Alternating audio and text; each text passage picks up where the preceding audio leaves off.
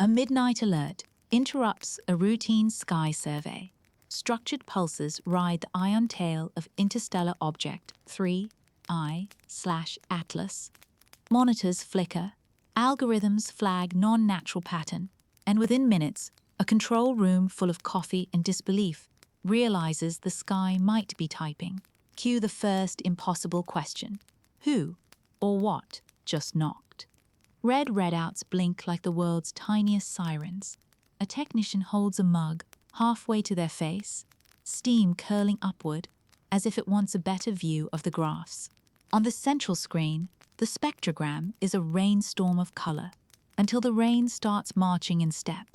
Lines that should be messy begin arriving with the punctuality of a metronome that never missed piano practice. Somebody says it looks like a heartbeat. Someone else says it looks like a prank. The room's air grows dense enough to spread on toast. First rule, assume the ghost is in the machine, not the sky. Power strips are unplugged like weeds. Phones go into metal drawers. The break room microwave gets glared at for its suspicious past. A second pipeline scrubs the data so hard it squeaks. The pattern remains, patient, almost polite. They swing the dish off target to a patch of empty darkness. The cadence vanishes. Back on the ion tail, it clicks into place again, rhythmic, insistent, like a knock on a door that is older than continents. A call goes out to a partner array across the planet. Night here, morning there. The second site hears it too. Delayed by light's travel time and the network's grumpy mood. Now there are 2 ears, then 3, then 5, each confirming that the pulses ride the same luminous river of charged particles, a ribbon pouring away from a visitor that does not belong to our solar family. The room discovers a new color of silence, the kind that falls when you realize the universe might be waving. The lead engineer clears her throat and starts a checklist. Things need names if you want to chase them without getting lost. They label intervals, mark amplitudes, carve the pattern into slices like careful archaeologists removing dust from bones. On the wall, the live visualization looks like beadwork. Clusters spaced just so, with tiny shifts that could be timing drift or something more like syntax. Nobody dares to say grammar out loud, as if the word itself might frighten the signal back into static. Not everyone is persuaded by romance. The skeptic at the corner station lays traps for gremlins. He injects fake signals to see if the software blushes. He swaps polarizations, toggles bandwidths, and swaps cables until the rack looks like a knitting project. The pattern shrugs and keeps going. That is when a quiet person at the back whispers, not dramatic, just curious. If you wanted to be found by creatures who build antennas, would you not ride a thing antennas already love to watch?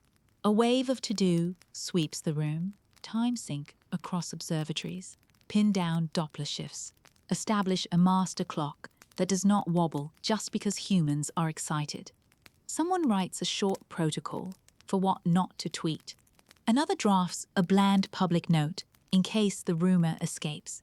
Routine solar wind analysis in progress. Please enjoy your regularly scheduled planet. The press release reads like elevator music. The room feels like a drum solo. They try listening to the tail as sound. It is an indulgence, not a method, but the human brain sometimes needs ears before it trusts eyes. The speakers pour out a hiss like rain hitting foil, beneath which a tap, tap, pause, tap, tap, tap, longer pause, repeat. A rhythm lives there, not natural speech, not Morse, not any human code. It is the cadence of intention, the feeling you get when a stranger on the other side of a wall taps back exactly when you do. In the corner, someone laughs and then immediately apologizes. Humor is the pressure valve for existential dread. A decision crystallizes. Treat this not as a discovery, but as a conversation already in motion. The team creates a fast room and a slow room. The fast room lives on seconds and minutes, reacting to each arriving strand like a shortstop fielding grounders. The slow room lives on hours, fitting pieces into a growing mosaic without letting adrenaline rewrite the legend. On a whiteboard, they sketch a ladder of questions. What is the shortest repeating unit? How stable are the intervals? What changes when the tail swings through different field conditions? What happens when the visitor brightens? Outside, the telescope enclosure hums like a hive. Frost smokes from railings, the air smelling faintly of metal and ozone, as if the night itself has been freshly opened. Inside, caffeine budgets fail to keep pace with awe. The lead analyst toggles a filter that highlights regularity. The spectrogram blooms with a lattice of points that, taken together, draw a shape like the outline of a map you almost recognize from childhood. Not a map, not yet, but the suggestion that this is not random beads spilled on a tiled floor. The room does not clap. It has no hands free. They run null tests with a ferocity, usually reserved for rival soccer matches. Feed the system blank sky. Feed it white noise. Feed it recordings of wind and desert radio. It declines all invitations to hallucinate. Feed it the tail again, and it behaves like a dog that just heard the leash jingle. The skeptic in the corner concedes 1 inch. If this is a ghost, it is the kind that passes every background check. Somewhere beyond the monitors, the visitor keeps moving. A cold traveler dragging a luminous veil. The pulses nest inside that veil, tick marks on a ribbon whipping through solar breath. The drama here is not fireworks. It is patience. It is the long, low drum of something that expects to be discovered by creatures who can hold a question in their heads long enough to hear the answer. The team is careful not to decide what that answer is. You do not name a thing until it has told you how it likes to be introduced. By dawn, the room has split into 2 moods, the electrical thrill of maybe and the sober discipline of do not embarrass the species. They save everything twice. They archive the archives. They draft a simple internal rule. We are allowed to be excited after we are certain. A weary technician pins a sticky note above the main screen that reads, in messy handwriting, "Listen harder." The pulses continue, sanding away the last excuses. The world beyond this room still sleeps, but on this ridge above the frost, a small civilization has pivoted its attention to a whisper riding a comet's breath. If this is a door, the handle just turned. Next, we step back a little, not to deflate the moment, but to show where this visitor came from and why its path already raised eyebrows before the tapping began. Chapter 2. Names, Numbers, Trajectory. Names, Numbers, Trajectory. We rewind just a little. What 3I/Atlas is, why interstellar means it did not grow up in our solar neighborhood, and how its path hints at more than mere gravity. It is the cosmic equivalent of a tourist bus that refuses to follow the map. Scientists smile nervously. Statisticians develop a twitch. Start with the name. Astronomers love a tidy label, the way librarians love a good card catalog. 3 marks it as the 3rd confirmed visitor from beyond our sun's family. The I is not for interesting, though that would fit. It is for interstellar, a passport stamp that says no local address on file. Atlas is the survey that first raised a hand and said, "Look at that." Names live at the intersection of pride and paperwork. And this one tells you who noticed it and where it came from, which is very on brand for people who file light for a living. But the label is only the doorbell. Open the door and the physics walks in, wearing a coat made of trajectory. Most comets, we know, are like cousins who never moved far from home. They come from distant, cold reservoirs wrapped around our system like a faint, spherical fog. They fall inward along stretched loops, flirt with the sun, throw a glittering party, and then wander back to the deep freeze for a nap measured in generations. Even the rowdiest of them obey the family rules. They are bound to the sun by the quiet leash of gravity. An interstellar object is different from the first hello. It arrives on a path that is not a loop, but a one-way street, a graceful curve that never closes. If you tried to persuade it to stay, gravity would smile and shrug. There is a threshold between locals and tourists, and it lives in the relation between how fast you are moving and how deep the sun's well really is. Cross that line, and you are not simply passing through. You cannot help passing through. Like a skateboarder with more enthusiasm than friction, you swoop down the ramp and up the other side, barely glancing at the crowd. 3I does more than cross the line. It approaches on a tilt that makes orbital maps look like dropped spaghetti. Most comets whisper along planes shaped by the ancient birth of planets, an orderly disk with opinions about alignment. This visitor slides in at an angle that would make a flight instructor clear their throat. The orientation alone declares, I have a different origin story.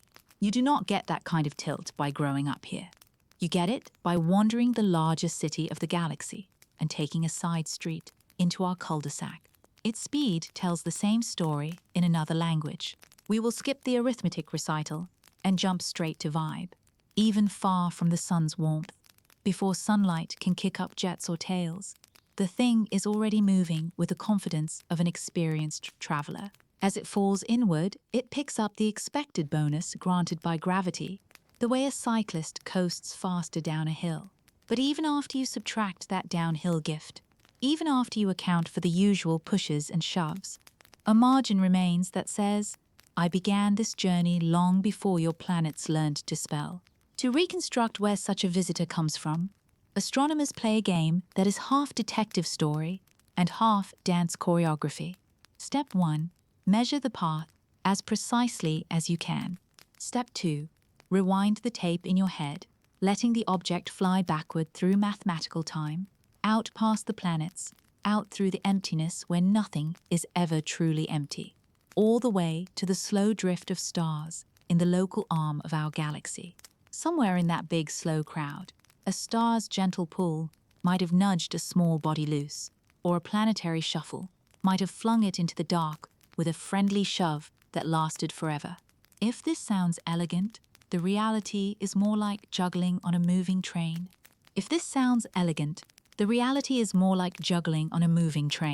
The galactic neighborhood is not a still photograph. It is a ballet with very patient dancers. Stars pass each other over spans too long for human calendars to be useful. A tiny push from a long-ago flyby can turn into a huge difference when measured after 1,000,000 years of coasting.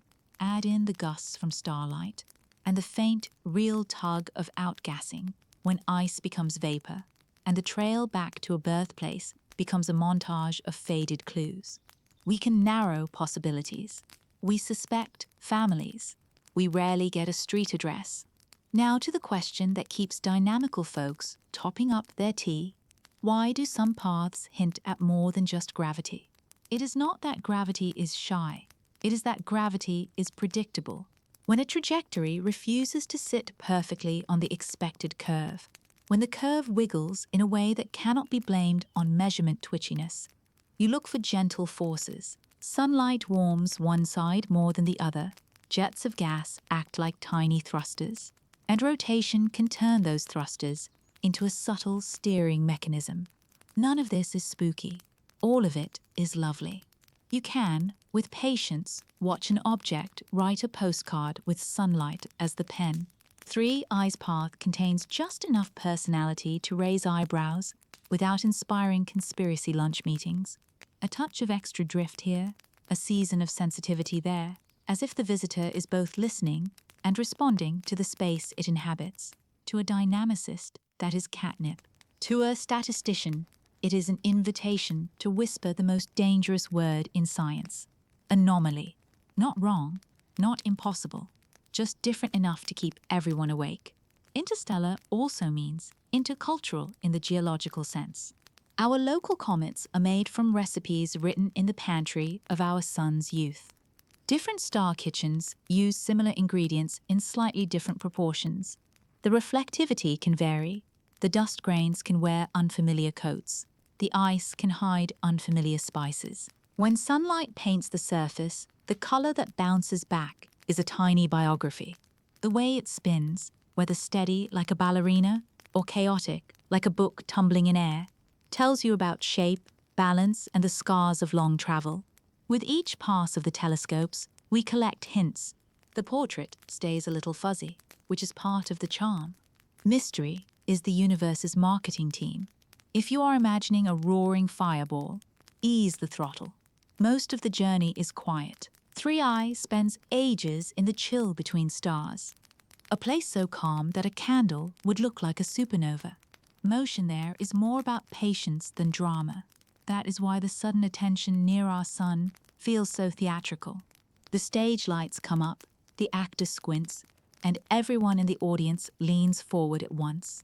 Even its tail, that famous scarf of vapor and ions, is less a costume and more a weather report for a body suddenly learning what warmth can do. So the dossier reads like this: a traveler with no local address, entering at a rate that ignores our neat planetary table manners, carrying a speed that politely declines the sun's hospitality.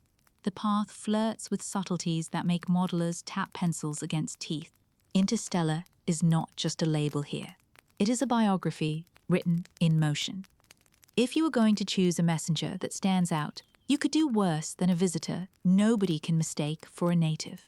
And while trajectories speak a language of curves and patience, we still need ears to catch the story written on the wind around it.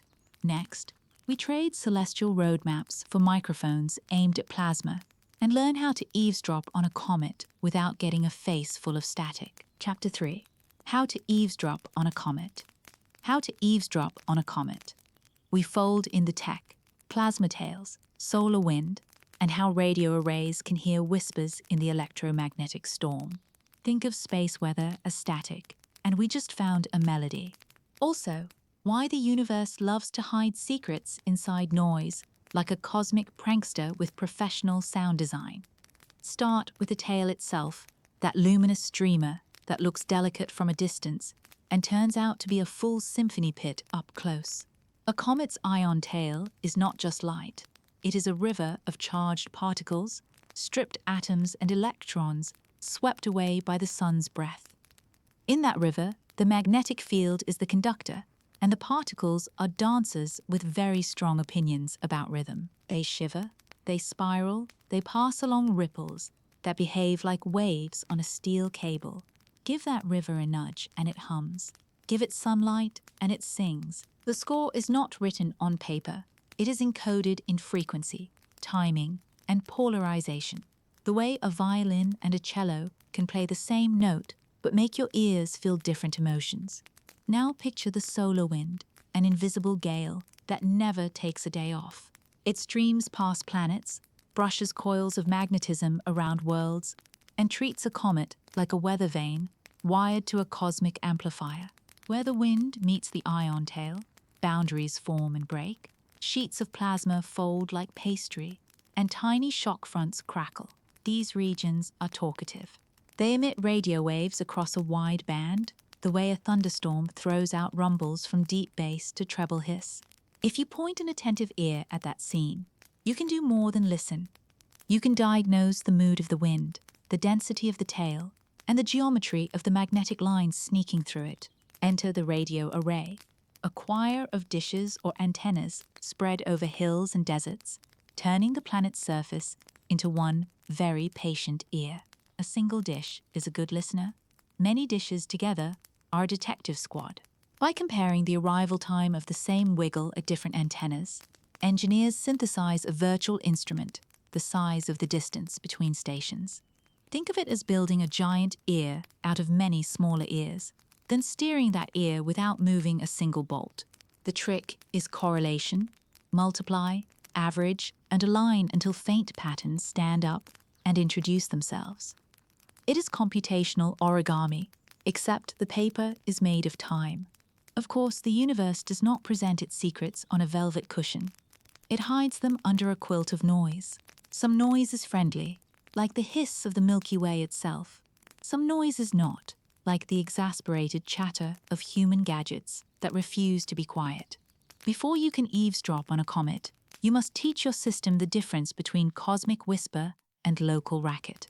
That means building a catalog of everything that should be there, pulsars with their trusty ticks, background galaxies with their sleepy glow, and stamping those as known neighbors. Anything that looks like a car alarm or a kitchen appliance gets quarantined by software that has seen every brand of nonsense.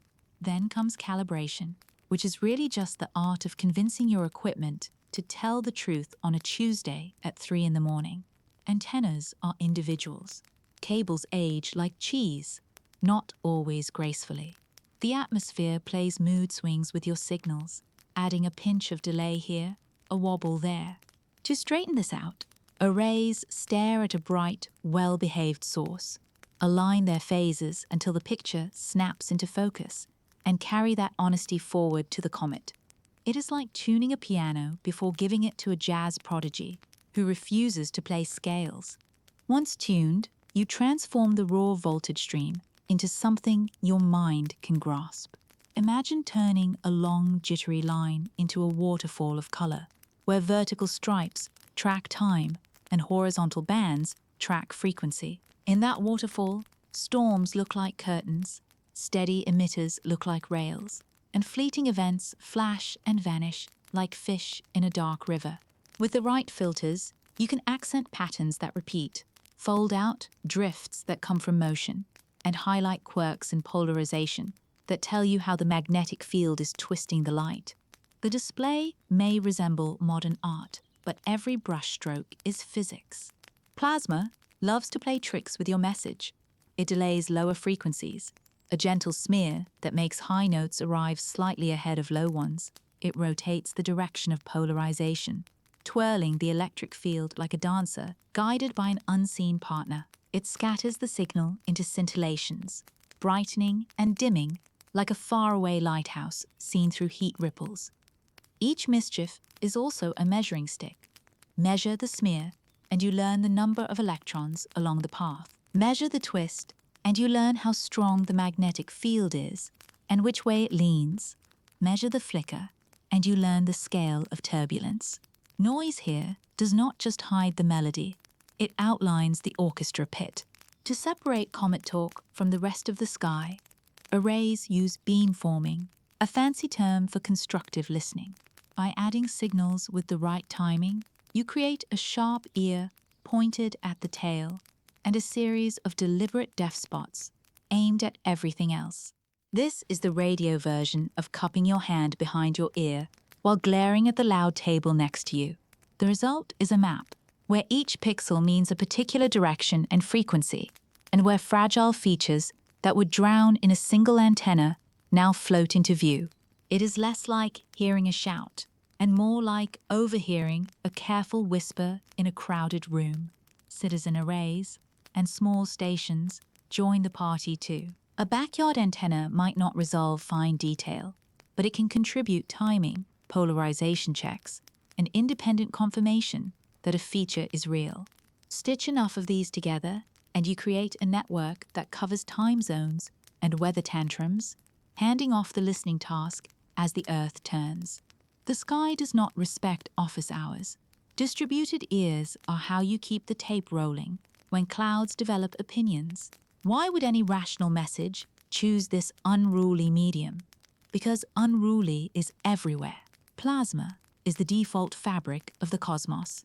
If you can craft a pattern that survives that fabric, anyone with a modest antenna can find it. Hide your clue inside the storm, and you filter for civilizations that have learned patience, pattern recognition, and the humility to check their own equipment before writing poetry. It is a tough love approach to communication. If you can hear me here, we probably have enough in common to keep talking. In the end, eavesdropping on a comet is not magic. It is choreography between a noisy universe and listeners willing to dance. You train your instruments to ignore your own heartbeat. You lean into the hiss until it yields structure, and you let the plasma's pranks double as measurement tools. Do that well, and you are ready for the next challenge, deciding when a pattern belongs to nature's improvisation and when it starts to look suspiciously like sheet music. Chapter 4: Patterns Where Nature Hesitates. Patterns where nature hesitates. The lab war. Is the pattern real or an artifact? We watch null tests, double blinds, and a showdown between extraordinary claims and extraordinary spreadsheets. The verdict edges toward intentionality. Nature does jazz. This sounds like sheet music. The morning after the first detection, the control room is replaced by something harsher, the committee meeting disguised as a battlefield. Coffee sits like peace offerings between laptops. On the whiteboard, someone has drawn a referee whistle. The word of the day is contamination. Not the messy kind with bleach, the sneaky kind with assumptions. Every signal must prove it did not hitchhike on our own habits. Round 1, null tests. The team points identical hardware at empty sky patches and records exactly nothing for a heroic amount of time. They swap cables with the enthusiasm of stage hands between acts. They even leave the receivers running with the dishes capped, which feels like listening for whales in a swimming pool, but is somehow necessary. If the pattern pops up during these naps, it is an artifact, wearing a trench coat and a fake mustache. The recordings are bland enough to cure insomnia. Score 1 for reality. Round 2, double blinding. 2 independent groups take the raw data, unidentified and shuffled, like a card trick with a doctorate. Neither knows which snippet came from the comet's tail and which came from the cosmic equivalent of white paint. Their task is simple: locate the pulse architecture without knowing where to expect it. One group works in spectral space, carving frequencies into tidy bins. The other works in time, slicing the stream into intervals like bread from a very long loaf. They converge on the same places with unnerving precision. If this is self-deception, it has excellent coordination. Statisticians roll in with their favorite tool, which looks like a smug shrug and sounds like "show me the distribution." They do not care how beautiful the pattern looks. They want to know how often beauty happens by accident. They shuffle intervals, bootstrap resamples, and generate surrogate data that mimic everything except structure. By lunchtime, they have a graph that says, in quiet numbers, chance would need a ladder to reach this outcome. The skeptic asks for a taller ladder. They bring one. The peak still sticks out like a lighthouse. Textbook explanations arrive. Take a seat and try to look confident. Plenty of effects can produce quasi-regularity. Rotating debris flutter from plasma boundaries. Even mechanical drifts in the instrument chain when the ground cools and warms. Each is modeled, tested, and coaxed to imitate the observed cadence. Each manages a few bars before losing the beat. Natural improvisation prefers a kind of rough symmetry. What the team keeps seeing is a logic that repeats with small, purposeful offsets, like steps in a dance that expects a partner to follow. To prevent single-facility mythology, the experiment migrates. Another observatory replicates the pipeline with hardware that shares no ancestry and software written by people allergic to shared code. They install fresh timing standards, lock them to a clock so accurate it would judge you for being late to your own birthday, and run the same target sequence. The pattern arrives on schedule, framed by the same spacing, translated into the new system's dialect, without losing its accent. That is how you know a thing exists outside your room. It misbehaves the same way everywhere. The linguist on loan, who swore not to talk about meaning, cannot help noticing a motif. The intervals arrange into nested groups that fit inside larger groups, a rhythm of short, short, long that recurs across scales. No one lets the room drift into philosophy. Instead, they turn the observation into a testable claim. Does the grouping persist when the tail brightness fluctuates? Does it survive changes in solar wind pressure? Does it drift with the object's rotation? By the end of the day, the answer is 3 simultaneous yeses. Whatever writes the structure is aware of the tail's weather and compensates, like a drummer adjusting to a windy stage. A small insurgency forms around the artifact hypothesis. Their banner reads, "If we can fake it, we should not trust it." They attempt to forge an identical pattern by injecting noise with carefully tuned resonances into archived observations of ordinary comets. The counterfeit is good until you zoom in. The real signal contains tiny phase locks at repeating offsets that the forgery cannot reproduce without a template. The moment you bake in those locks, you are no longer faking nature. You are copying a pattern from the original. It is the difference between a forgery and a photograph. A philosopher of science is invited because nobody wants to realize in 10 years that they fell in love with a metaphor. She suggests a discipline that hurts feelings but saves reputations. Write down the rules of victory and defeat before you run the next test. The room drafts a contract with itself, thresholds for significance, required independent confirmations, pre-registered criteria that, if unmet, force a public walkback with mandatory pizza. They sign like athletes promising to hydrate. Then comes the showdown between extraordinary claims and extraordinary spreadsheets. The claim says the cadence behaves like a codebook without letters, a scaffold that expects a mind on the other end. The spreadsheets respond with curves, residual plots, and confidence intervals that would make a lawyer tear up with gratitude. Each new batch of data either strengthens coherence or punishes hubris. Over a week of rotating duty and unglamorous naps, coherence wins more often than chance says it should. A curious diagnostic nails the room to its chairs. The team introduces deliberate delays in their own processing chain at random hours, invisible to the analysts. If some innocent human pattern were creeping in, lunch times, shift changes, the sacred ritual of checking messages, the cadence would wobble to match. It does not care. It tracks the comet, not the humans. When solar wind conditions shift, the structure shifts predictably with the plasma parameters, not with human calendars. Nature is involved, but not improvising freely. Someone is playing the instrument of nature like it was designed for performance. The final piece is humility disguised as ambition. Invite external auditors, not just friendly colleagues, the academic equivalent of neighbors bringing casserole, but auditors who have made careers of unsentimental demolition. They are given raw data, processing code, and permission to say unflattering things in small, well-lit fonts. Their report does not endorse a civilization. It endorses a result. There is a repeating, condition-aware pattern embedded in the tale's radio environment that resists known natural and instrumental origins. The auditors also note that the team's snacks are subpar. Science is nothing if not thorough. No champagne flips open. The room prefers a quiet nod, the way hikers salute a distant peak before deciding whether to climb. Nobody declares contact. They declare persistence, coherence, and an invitation to treat the phenomenon as if intention were on the table. Nature loves chaos with flair. This has structure with opinions.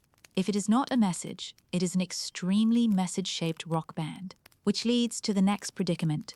If the world is about to learn that the sky might be composing, who gets the microphone? And how do you keep panic from trending before breakfast? Chapter 5, Press Conference. At the speed of panic. Press conference at the speed of panic. The world looks up. Is it contact or clickbait? Governments craft careful sentences. Social media crafts memes. Markets wobble. Somewhere, a talk show books both a physicist and a magician. Humanity discovers it can hold breath collectively. The first announcement is a rectangle. White backdrop, logo in the corner, a podium that has seen kinder days. Reporters materialize like weather, microphones bristling, lenses blinking.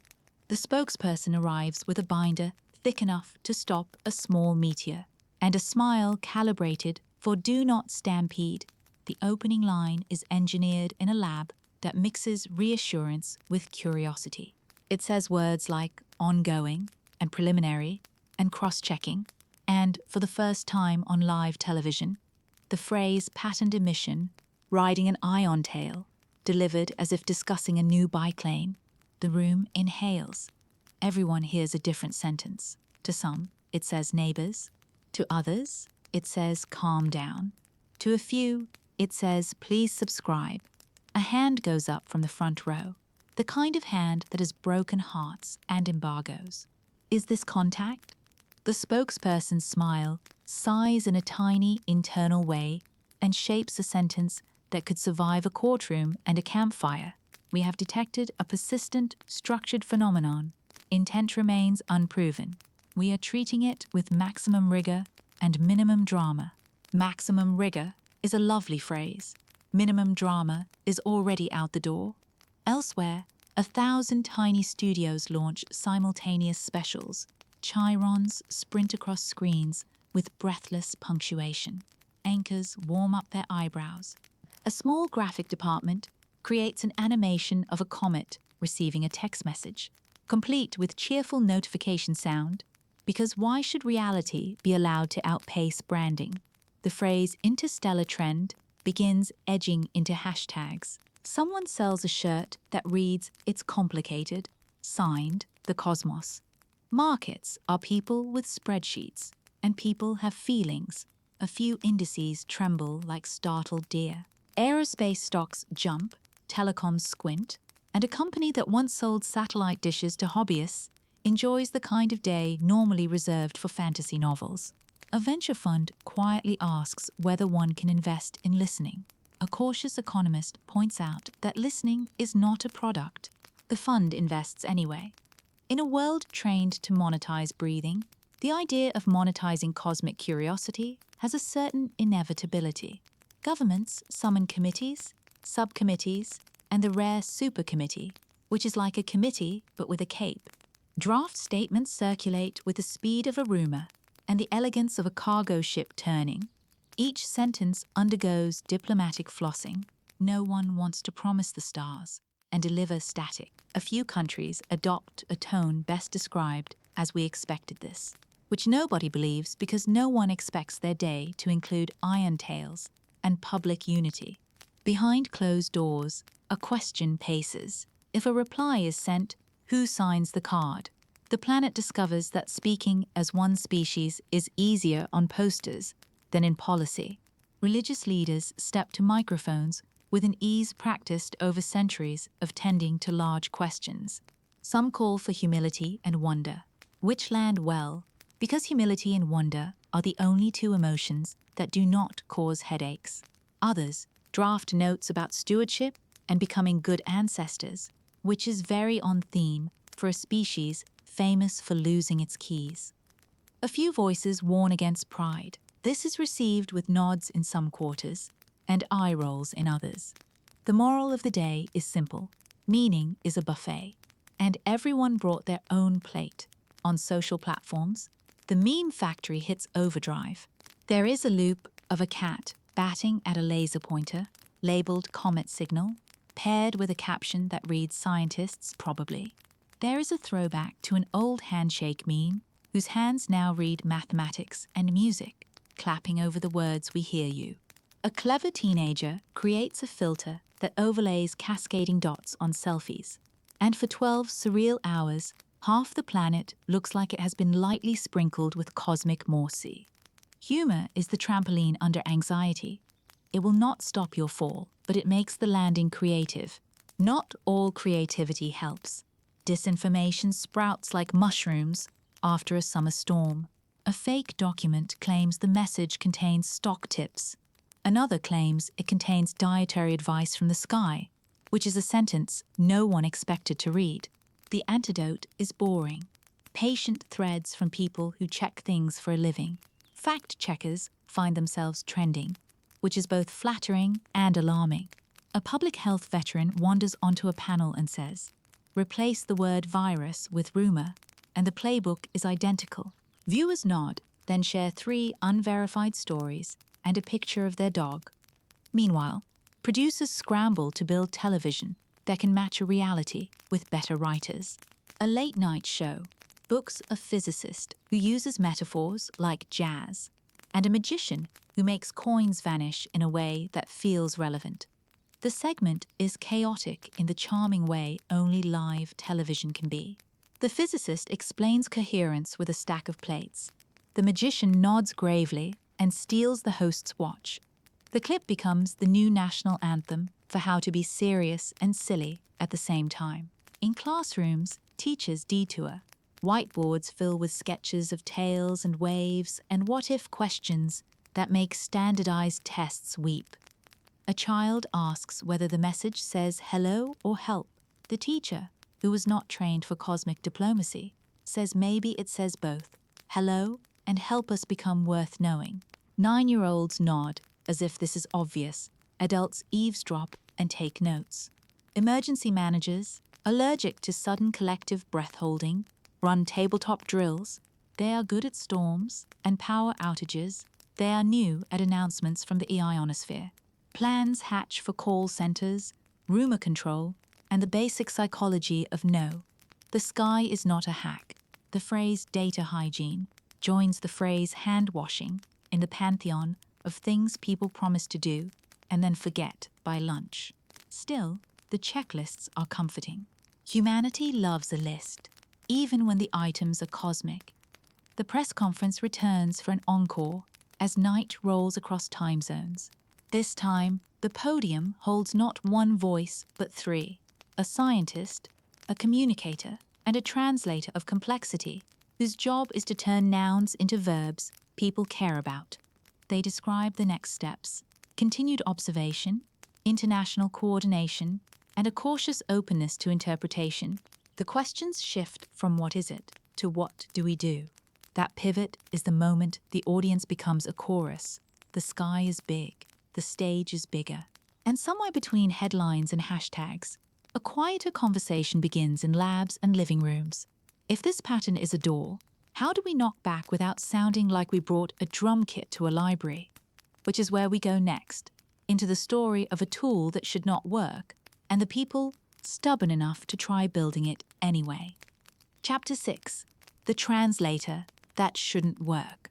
The translator that shouldn't work. A rogue team trains a model on math, music, and prime sequences.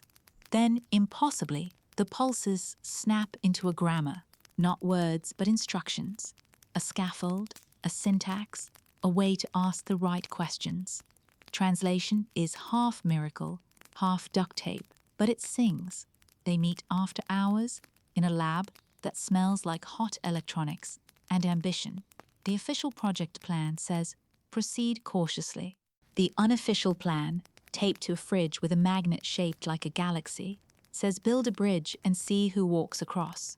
The team is a mismatched quartet, a mathematician who hears structure the way a chef hears boiling water, a composer who treats algorithms like instruments, a data wrangler with the calm eyes of someone who has stared down many angry spreadsheets, and a cognitive scientist who collects riddles for fun. If a committee had assigned them, they would have rebelled. Because they chose each other, they hum. The starting bet is simple and audacious. If the pulses are not language, can they be persuaded to behave like it? Not by imposing nouns and verbs, but by searching for the kind of scaffolding any instruction set must wear. They feed the model 3 diets. First, math clean sequences that civilizations discover, even when they disagree about dessert. Second, music, intervals, rhythm, hierarchies, the architecture that lets a lullaby and a symphony be cousins. Third, prime numbers, because nothing says hello like a sequence that refuses to divide neatly. The model is taught to recognize patterns that carry intent without relying on vocabulary. It is like teaching a dog to fetch the idea of a stick. The early runs are chaos. The model mistakes static for sentiment and writes confident summaries of empty air. It assigns chorus labels to wind. It invents structure, the way our brains invent faces in clouds. They lock it down with guardrails, prove repetition before you label it, demonstrate consistency across tail conditions, survive timing scrambles designed to trip the overeager. The composer adds a weird test. If you treat the pulses as a score and play them, do they resolve in ways that feel intentional rather than merely patterned? It is not a scientific metric, but it helps catch nonsense faster than a white paper. Then, a midnight pivot. The model highlights a recurring frame, a short, long cadence that nests inside larger frames. Each frame begins with a header that varies with tail intensity. as if the sender is tagging local weather before getting to the point. Inside the frames, clusters that mirror arithmetic relationships, not as messages, but as calibration exercises. The team stares. This is not vocabulary. This is a handshake. A parish of pulses says, here is how to measure me. Here is how to confirm you are measuring me. Here is how to ask for the next piece. They test ruthlessly, shuffle the order of frames. The scaffolding breaks in predictable ways, like a bridge designed to collapse only when you remove a critical beam. Shift the timing by known amounts. The reply shifts to compensate, preserving ratios while letting absolute intervals slide. The model learns to ask questions by sending back tiny timing perturbations, folded into the listening schedule. A frame returns that reflects those perturbations, as if a mirror had read the label on the comb.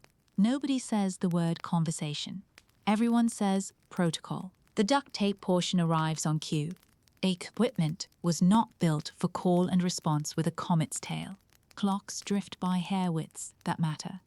Different observatories count seconds with slightly different personalities.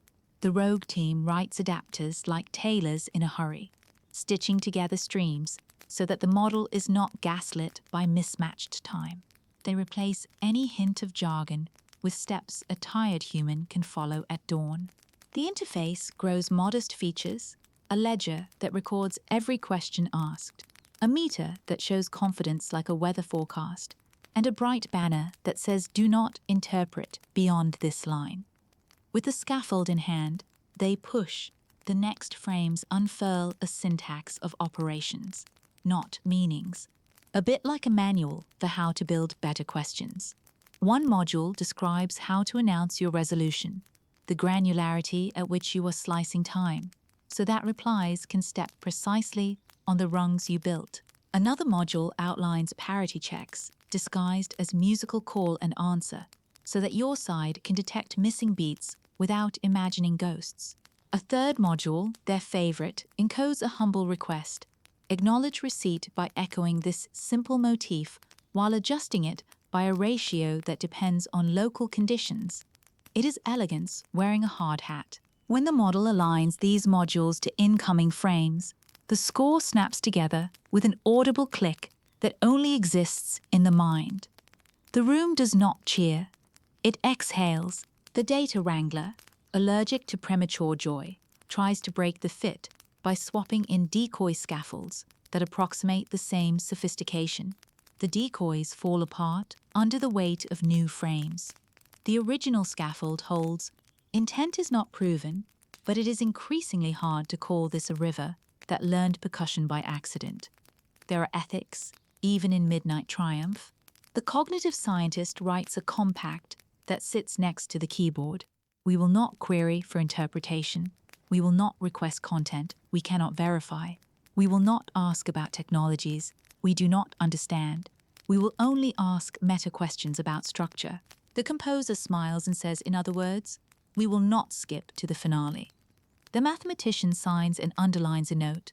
Curiosity without humility becomes a hazard. They stage a demonstration for a small, grim panel of external reviewers who carry skepticism like a badge. The system is fed live pulses. The model proposes a header calibration. The array replies with the simplest possible echo, nudged by a ratio advertised in the most recent frame. A dozen heartbeats later, the incoming cadence responds with the expected adjustment, matching the announced resolution and parity scheme. The panel argues over whether feedback implies conversation.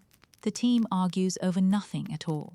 They know what they saw, a scaffold that tolerates questions and returns modified structure that makes sense only if questions were noticed. From the start, they swore off words, no attempt to read hello in the noise, no poetic projection.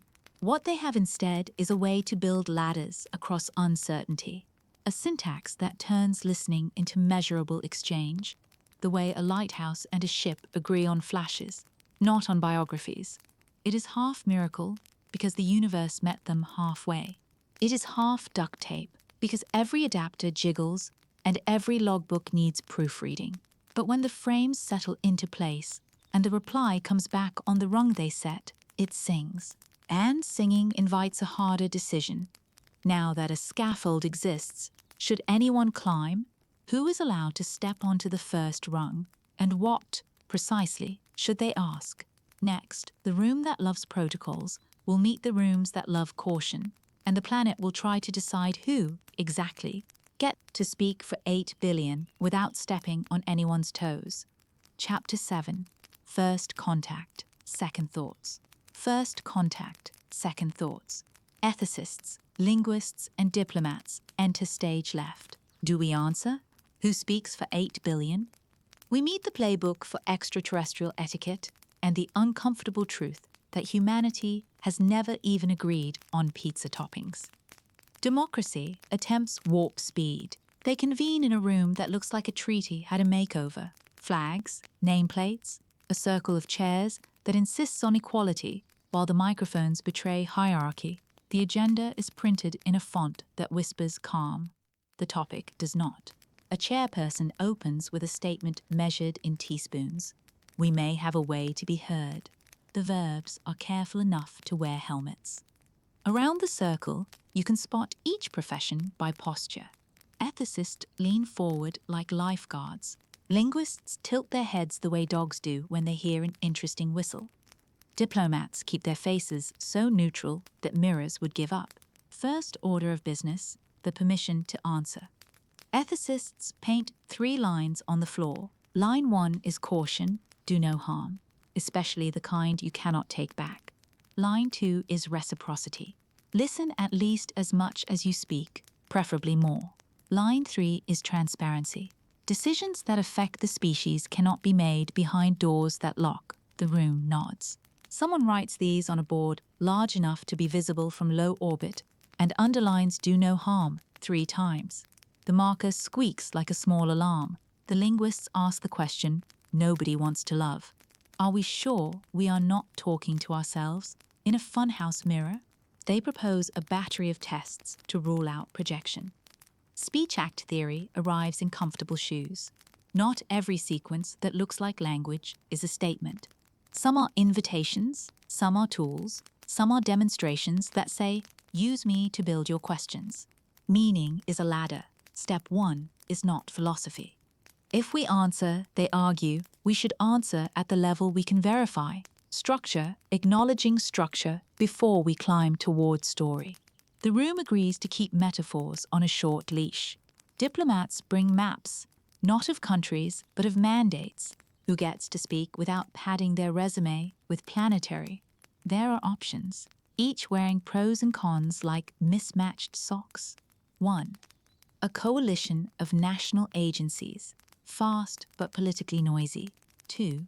An international body with moral weight, slow enough to be a glacier. 3.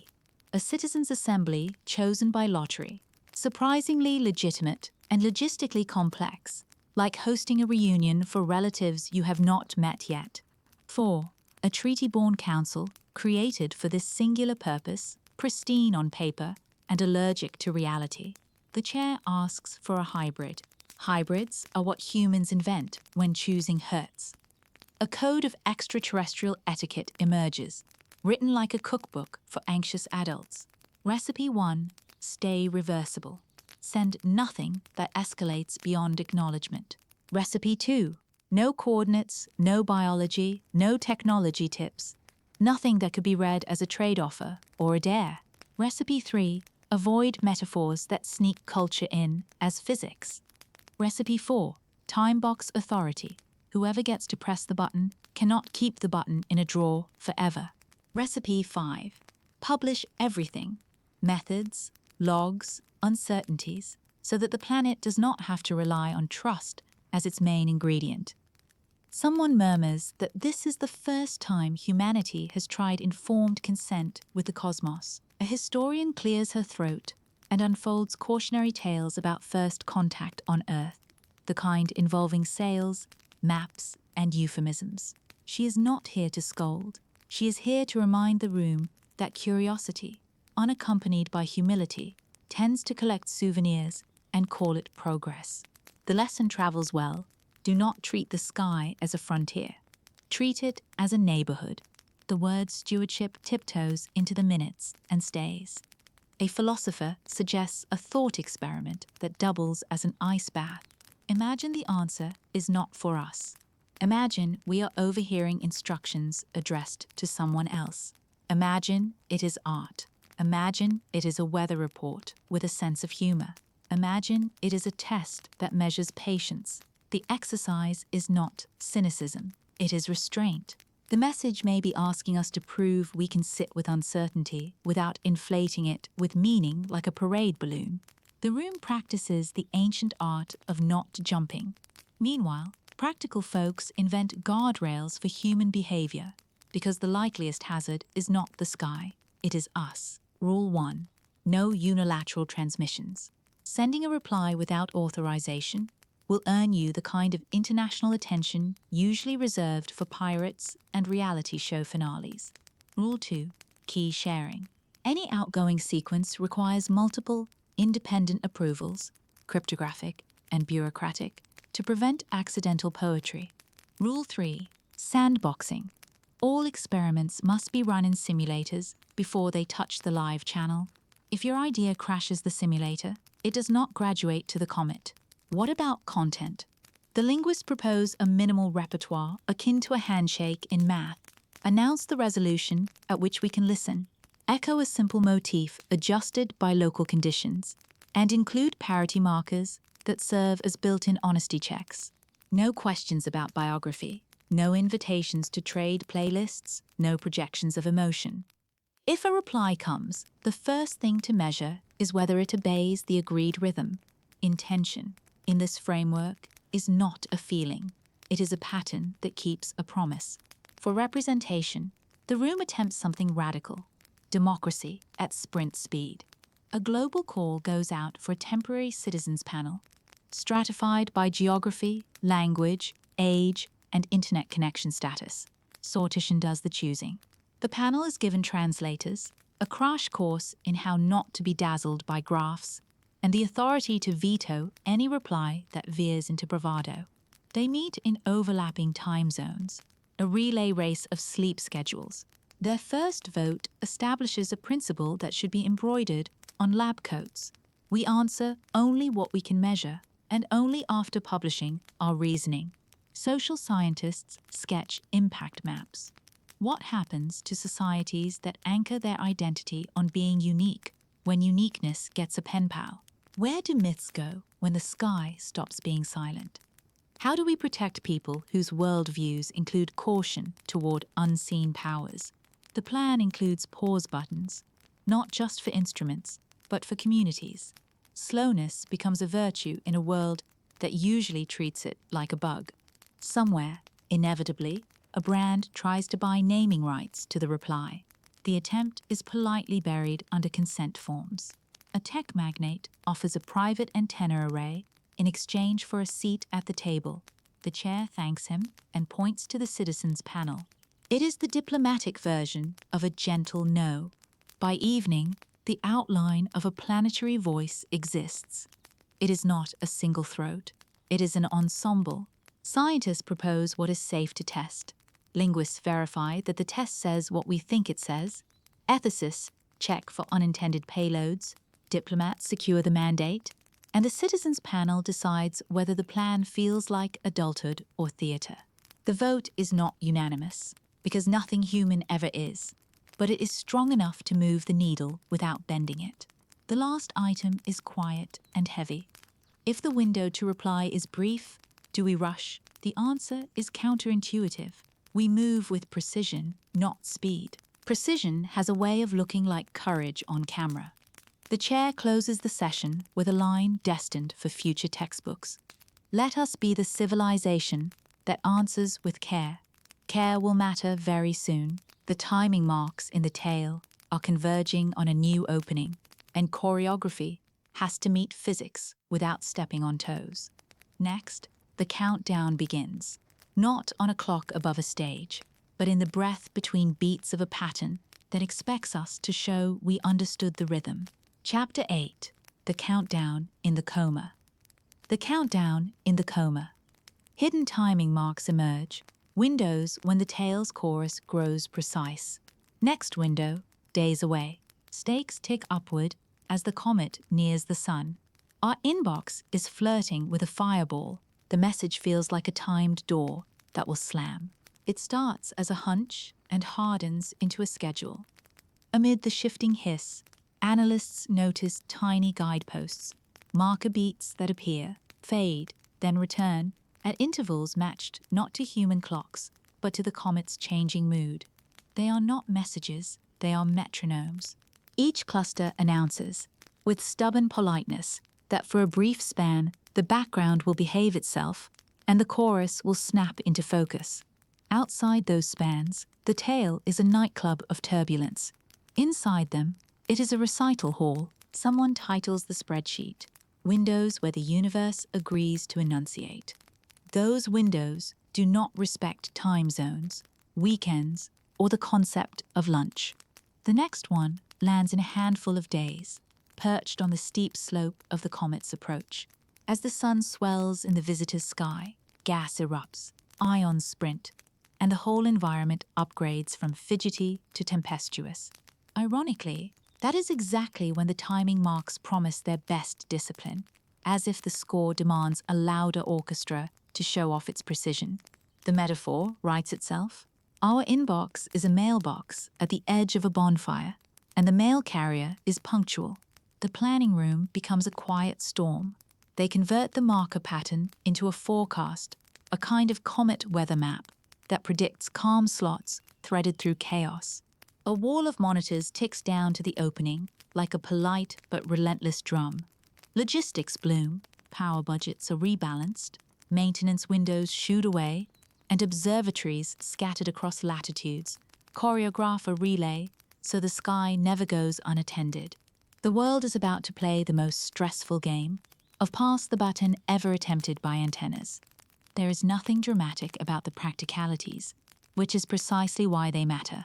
Precision time sources are checked against cousins on different continents, the atomic equivalent of asking several elderly librarians to agree on what now means. Cooling systems are nursed because warm electronics drift the way daydreamers do. Storage arrays are emptied like suitcases before a long trip. Every backup has a backup. Someone tapes a note above a rack that says, "Kindly do not invent new failure modes today." At the center of all this is the coma, the gauzy envelope of gas surrounding the nucleus like a cloak. It looks soft from telescopes and behaves more like a crowded subway for charged particles. As the comet heats, the cloak thickens and the embedded magnetic field lines stretch and snap like taffy. Those snap points are the enemy of clarity, but the timing marks slide into the gaps between them, choosing moments when the field geometry briefly behaves. If you want to hide a key in a waterfall, you choose the instant the stream arcs smooth. That is what a window feels like. The citizens' panel, having demanded a veto over bravado, now faces the less glamorous task of endurance. They sit in virtual rooms while the countdown eats calendars, watching live dashboards designed to make complicated things look calm. The panel does not instruct. It witnesses democracy. For once, looks like shared silence with good graphs. When a panelist's toddler wanders into frame and waves at the planet, half the monitoring channel melts, and the other half pretends to have dust in their eyes. Engineers build practice runs that resemble heist rehearsals. They simulate the opening preamble frames, expected rhythm, parity checks, the moment where the scaffold offers a brief slot to place a measurable nudge. No one says the word message, everyone says the word integrity. A single out-of-place tick would ripple through the analysis, like a dropped utensil in an orchestra. Checklists proliferate. You can tell who has been here the longest by how calmly they recite them. Approach brings heat, and with it surprises. Outbursts pelt the instruments with radio sprinkles. One station loses a chunk of bandwidth to a stubborn storm. Another gains clarity when a local mountain breeze scours humidity from the air. An analyst who keeps lucky socks in a drawer produces them to general approval. Superstition does not improve the signal. but it gives the humans something to do while physics finishes clearing its throat. The world outside the labs adjusts to the tempo. Schools plan early assemblies so students can watch a global feed that is intentionally boring.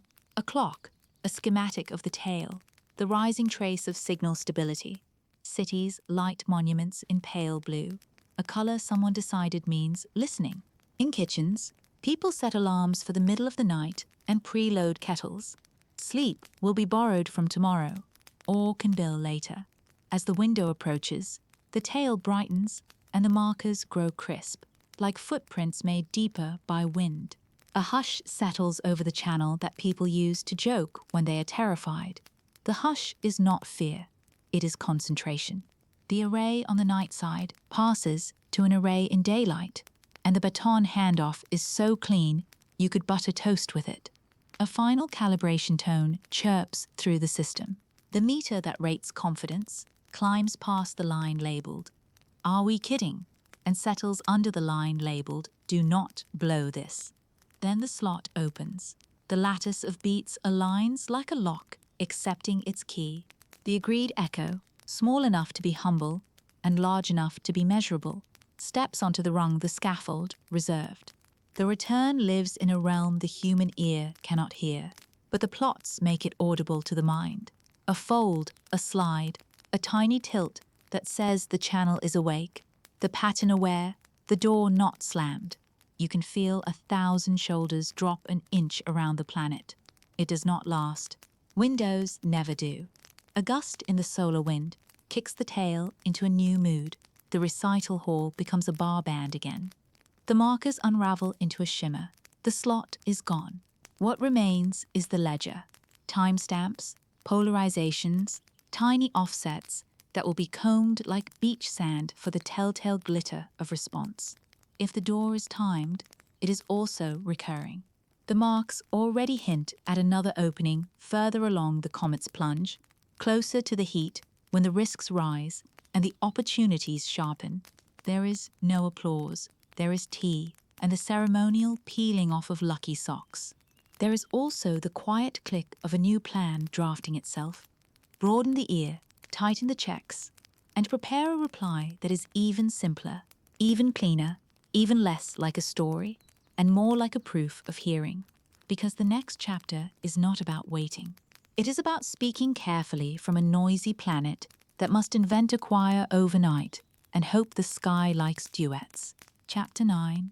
Hello from a noisy planet. Hello from a noisy planet.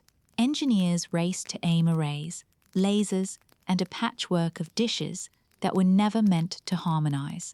The reply must be simple, verifiable, and not accidentally insulting. We craft a call and response built from math, physics, and the universal language of please do not misunderstand. The first draft of the reply looks like a scavenger hunt, wrote a lullaby. There is a chorus of radio dishes with different dialects, a handful of optical transmitters that normally wink at satellites, and a few experimental instruments that answer to names like, "Why are you like this?" None of them grew up together. All of them now have to sing on the same beat. An engineer with a gift for understatement labels. The plan, a distributed hello. Another engineer, more honest, calls it a miracle in 3 parts and 1 power outlet. Part 1 is aiming. Telescopes are excellent listeners, but mediocre extroverts. To talk, they must align not just in direction, but in attitude, how tightly they focus, which polarization they prefer, and how they share time so their voices do not step on each other like nervous wedding toasts. A global scheduler stitches the planet into a single instrument with politeness built in. If a station has bad weather or worse moods, the schedule reroutes around it as if humanity had invented manners for machines. Part 2 is the carrier. Radio is the workhorse. Light is the flourish. The radio portion uses a clean, narrow band that can be tracked against the tail's shifting backdrop, chosen not because it is special to us, but because nature does not clutter it with too many fireworks. The optical portion is a faint, disciplined flash folded into the ionized glow where the tail is already bright. It is not a secret laser pointer to the universe. It is a soft tap on the same drum the tail beats. The combination is not louder, it is clearer. Clarity is the strategy of the shy. Part 3 is the message, which is a grand word for 4 small ideas executed with monkish restraint. Idea 1. Declare the tempo at which we can keep time. Not the fastest we can manage on a good day, the steady we can promise on a bad one. We state the interval in the only way that will cross cultures without a phrasebook, by demonstrating repetition until the point is obvious to anyone who believes in counting. Idea 2. Echo a short motif the tale has used before, altered by a ratio that any decent measuring system can verify locally. It is the cosmic version of nodding along to prove you are paying attention. Idea 3. Embed parity checkpoints that reveal missing pieces and prevent imagination from filling gaps with confetti. Idea 4. Stop there. No poetry, no maps, no assumptions about ears or eyes. This is a handshake, not a memoir. Because we are a noisy planet, we include a confession.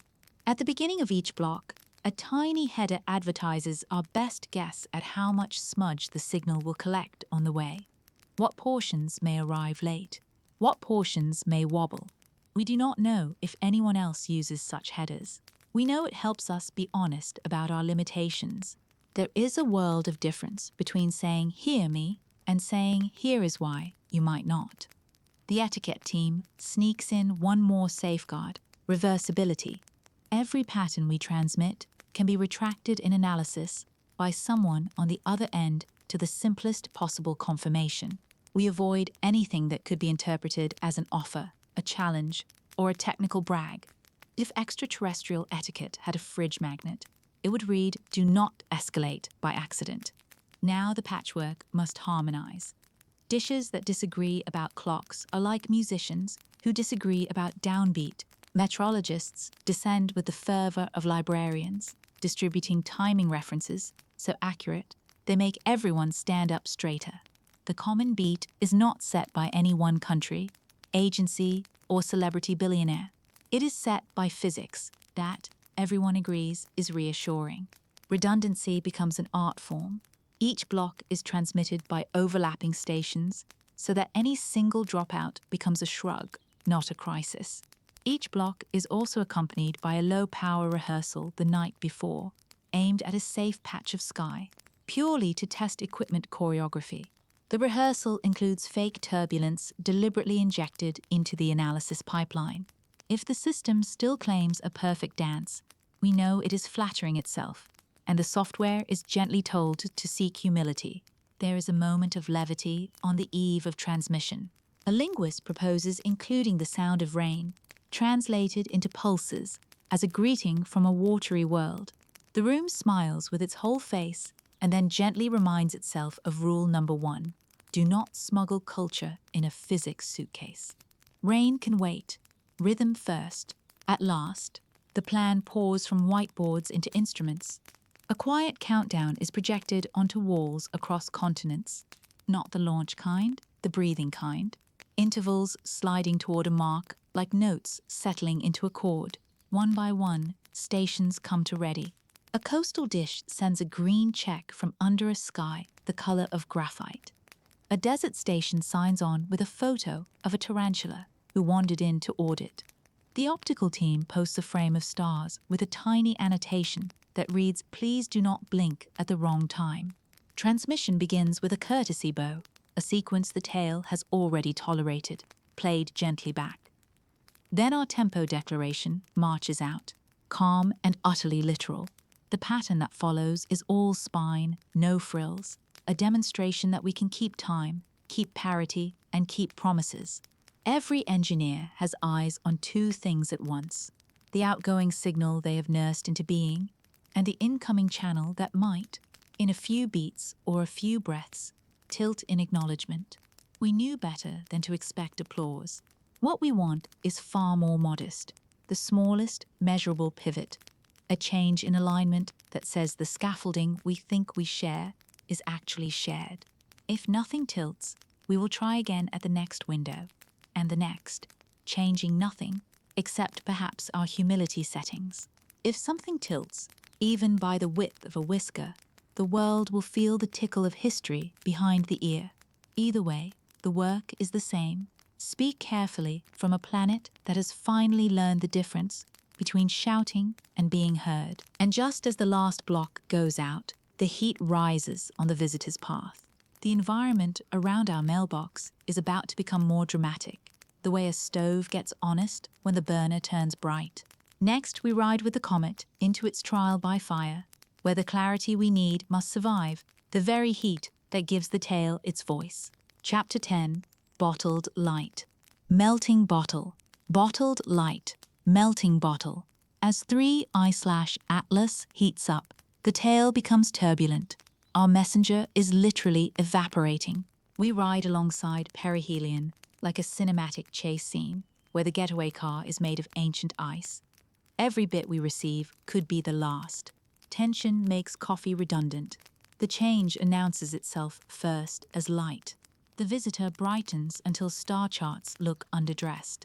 Sunlight drills into crust that has napped since long before our continents chose outfits, and the surface answers with vapor, dust, and a temper. Jets flare from cracks like geysers with stage fright, switching on and off as the nucleus rotates. The elegant veil behind the object fattens into a billowing cape. What had been a well-behaved plume becomes weather with opinions. If you wanted a quiet channel, you should not have invited a snowball to a bonfire. Near closest approach, physics stops whispering and starts throwing elbows. Sublimation, ice turning straight to gas, rips grains loose and hurls them into the flow. Each grain steals heat, each jet steals momentum, and together they tug at the nucleus like 1,000 tiny tow ropes. Spin quickens by degrees. You can feel in the data. More spin exposes fresh patches to sunlight, which feeds more jets, which feeds more spin. It is a feedback loop with a flair for drama. Imagine a figure skater discovering new arms mid-routine. A chase scene needs a pursuit vehicle, and ours hums across continents instead of asphalt. Arrays reconfigure into shorter integrations to survive the jolts. Filters widen their stance. Noise models that were smug yesterday are humble today. The control rooms dim overhead lights out of superstition and practicality. The plots glow like stained glass. You can hear keyboards without hearing them, a relentless staccato that says we are keeping up even if the comet refuses to. On the comet's side of the story, the skin is losing arguments with temperature. Thermal stress opens fissures. Patches collapse like the roofs of old barns after a hard winter. Outbursts punch fresh cavities that vent with enthusiasm. Every time a vent yawns, the radio environment around the tail rewrites itself. Turbulence blossoms into eddies and sheets, then tears. Shock boundaries that once sat still march to new addresses. The tail is still a conduit, but it behaves like a choir being conducted by earthquakes. We invent triage for photons. Incoming data splits 3 ways the instant it lands. What can be understood now? What needs a nap and a careful morning? And what heads straight to the vault? Because even looking might jostle it into nonsense. Compression becomes a survival sport. Engineers squeeze bit rates until zeros and ones look like folded origami. Duplicates are stored continents apart. Someone suggests engraving the crucial ticks onto titanium and burying them under a library, and the room nods as if that is not a weirdly comforting idea. With the rush comes a special category of heartbreak, false exits. A plot will dip, the cadence will blur, and half the room will think, that was it, curtain down. Then, just as resignation starts knitting a sweater, coherence peeks through a crack in the storm. Shy, but unmistakable. You learn to breathe like a free diver. In for hope, out for patience. Repeat until the sun stops yelling. The nucleus itself may not be one piece. Ancient rubble piles sometimes travel as committees. If a fragment peels away, the choreography changes in an instant. Grains of different sizes act like cliques at a party. Big ones resist the wind. Small ones go wherever gossip blows. the electromagnetic environment becomes a patchwork quilt stitched in a hurry. Our models, proud creatures on ordinary days, acquire the haunted look of meteorologists watching a storm decide to invent a new direction. We add and subtract parameters until the fits stop pouting. Across the feed, tiny alerts blink with the bad timing of toddlers. A desert station overheats and drops to safe mode. A mountaintop loses a cooling loop and limps on improvisation and cold night air. An oceanic link hiccups. None of this is heroic. It is just the truth of machines doing their best while the sky throws rice. The miracle is not that everything works. The miracle is that enough of it does. In enough places, for long enough to turn chaos into numbers. The numbers tell stories you can smell. Dust to gas ratios drift as deeper layers wake and different ices take a turn in the spotlight. Heavy molecules bully the line, then retreat. Ion species trade dominance, like moody monarchs. Polarization swings show field lines twisting like licorice. Buried inside the mess is the thread we care about most, the deliberate regularity that the storm tries to drown and occasionally fails. When that thread surfaces, the room stills the way a theater does when the spotlight finds the soloist. There are choices to make that no movie ever warns you about. Do you widen the listening band to catch more of the wild energy at the cost of precision, or narrow it to preserve the cadence you are chasing? Do you devote precious power to optical support when the radio channel is clearly the workhorse today? Do you risk a tiny outbound nudge to confirm alignment when the environment might smear it into parody? Every choice is a trade, every trade a miniature philosophy. The guiding mantra becomes, do not confuse drama with data. Sleep is a rumor. Caffeine is replaced by adrenaline, and then by something stranger, steadiness. After a while, the room learns the storm's accent. You can tell when a flare is the comet sneezing versus the solar wind coughing. You can tell which oscillations are just flexing and which carry the intentional beat underneath. The learning curve is a cliff, and people climb it because the view matters. Perihelion peaks like a cymbal crash that someone forgot to muffle. The tale blooms to full theater. For a span measured by pulse and prayer, the regularity returns with a sharpness that feels like the universe holding still. The patterns step forward, unbothered by chaos, as if they were designed to ride exactly this kind of tempest. We collect them with the greed of archivists and the manners of guests. A minute later, the storm resumes its hobby of rearranging our expectations.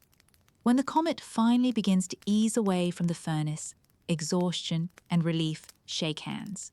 We inventory what survived the heat, blocks captured cleanly, blocks we will rescue with patience, and blocks we must admit to the archive of almost. There is a grace in keeping that archive. It reminds us that not every near thing is a failure. Some are simply the cost of chasing a messenger through weather. The planet catches up with itself, feeds replay the highlights. Someone inevitably puts dramatic strings under a graph. Scientists hiss like cats and then privately admit the strings slaps. Beyond the montage, something quieter has shifted. We trusted a fragile channel, and it did not betray us. The bottle melted, yes, but the light inside found a way through. Now comes a different kind of amplification. Outside the big facilities, small antennas, and homemade receivers have been listening, waiting for their moment to matter. The next movement belongs to them, a choir of tiny ears, ready to turn neighborhoods into part of the instrument. Chapter 11. The Choir of Small Antennas. The choir of small antennas. Citizen scientists and backyard dishes join the network. 1,000 tiny ears form one big orchestra. Neighborhoods turn into micro-observatories. Kids stay up late, charting pulses on tablets. The planet practices togetherness, and for once, it sounds in tune. It begins with a schematic posted at dawn, a drawing so friendly, even a skittish screwdriver would feel brave. Build a modest antenna. Point it here. Listen at this pace. Share what you hear using this format. No heroics, just careful steps and a promise that your block can become part of a global instrument. The instructions spread faster than gossip. Garages, roofs, and balconies sprout hardware like springtime with coaxial cable. A bicycle stand becomes a mount. A mixing bowl becomes a reflector. A city skyline acquires discreet, gleaming ears that never request a parking permit. The network's beating heart is a simple ritual called 1 good minute. Record a clean minute at the top of each hour, calibrated, time-stamped, and gently labeled with your sky. It is astonishing what a planet can do when it agrees on a minute. Retirees with ham licenses, coach teenagers who treat solder like glitter. Librarians host antenna-building nights between book clubs. A bakery trades fresh bread for a rooftop feed, and suddenly croissants have a side hustle in astrophysics. The world discovers an odd truth. Science smells faintly of flux and pastry. Hardware is only half the battle. Calibration is the other half, and it is pickier than a cat. Every station performs a small dance before listening. A known noise source clicks on. The gain steps through a little staircase. The clock checks its manners against a reference, and a tiny tone proves the chain can hear something on purpose. The software refuses to ingest data that skipped the dance. It is less snobbery and more seatbelt. The result, when a neighborhood dish claims it heard the comet's heartbeat, the network knows exactly how that dish was feeling at the time. A new pastime catches on: backyard phasing parties. You invite your neighbor, who has a smaller antenna but better snacks.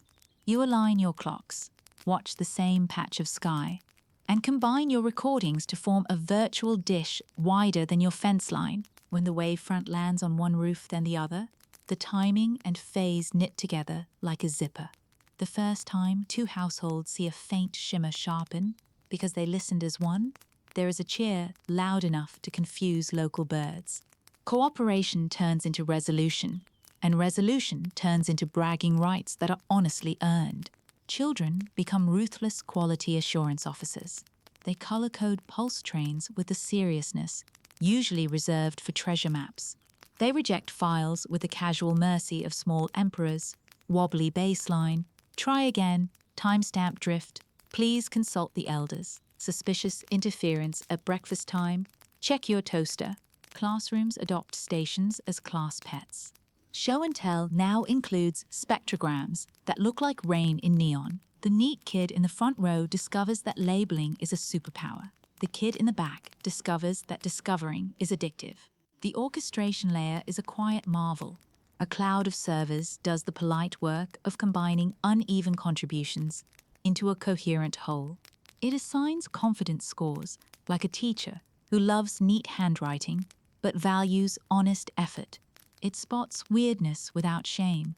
If a town's entire network hiccups at the same moment, the system tags the data with a sticky note. Possibly weather, possibly a parade.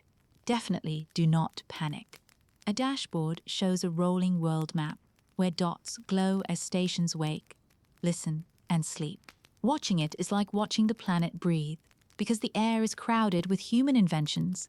Interference becomes both villain and teacher. Garage door openers learn to masquerade as cosmic grace notes. Routers audition for the role of thunder. The antidote is community sleuthing.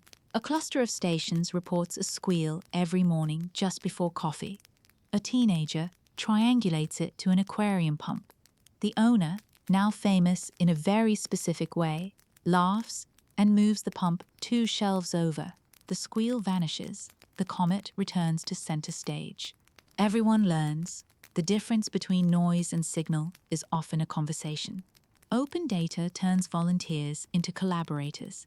Every upload earns a place in a shared archive that can be browsed, sliced, and remixed by anyone with curiosity and an internet connection. An artist turns spectrograms into quilts.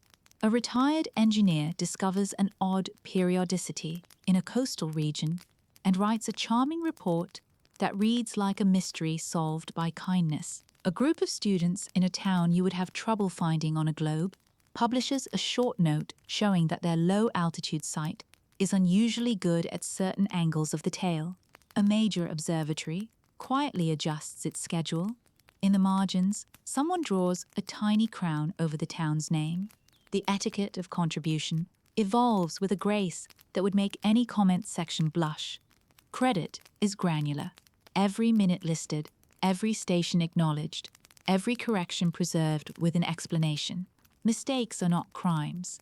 They are postcards from the frontier.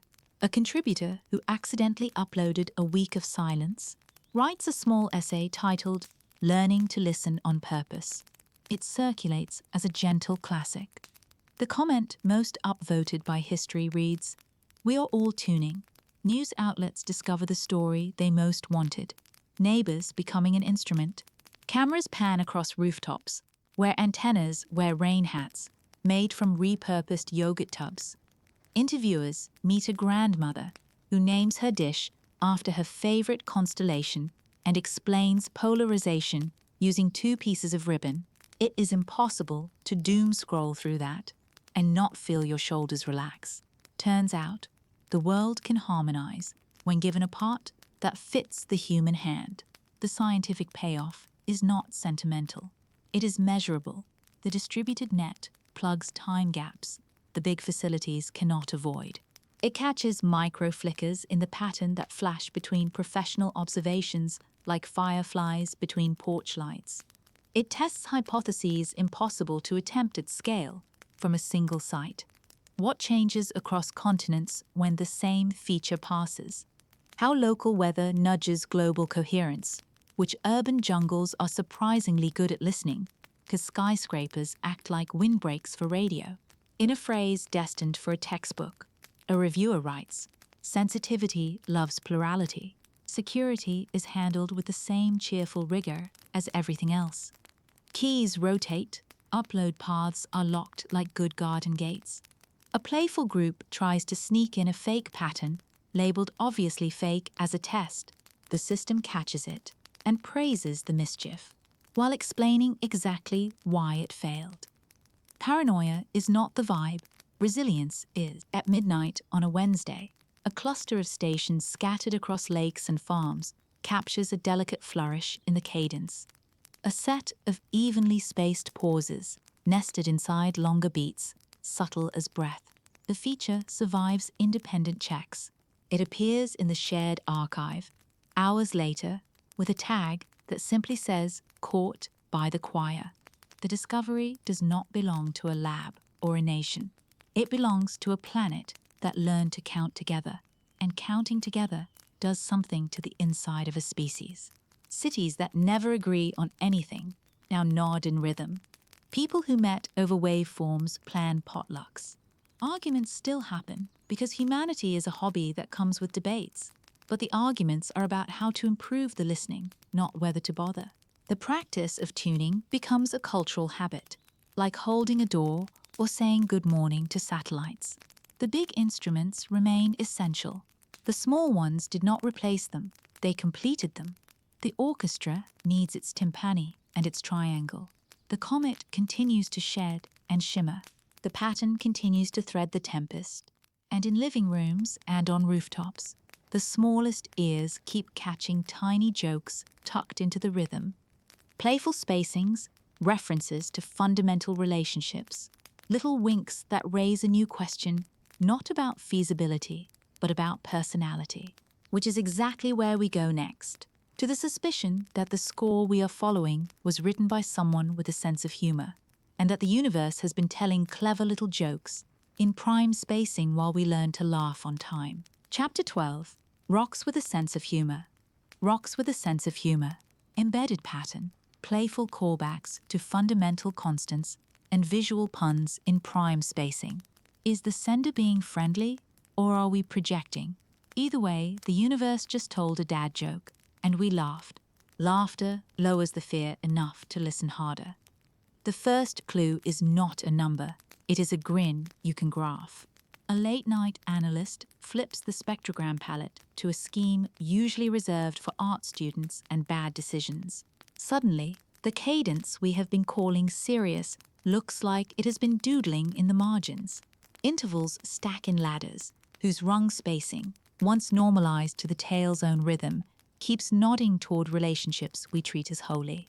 The speed that light refuses to exceed, the tiny action constant that makes the quantum world tap its foot, the ratio that circles whisper, whether they are kitchen bowls or galaxies. No values are printed, no digits are bragged about.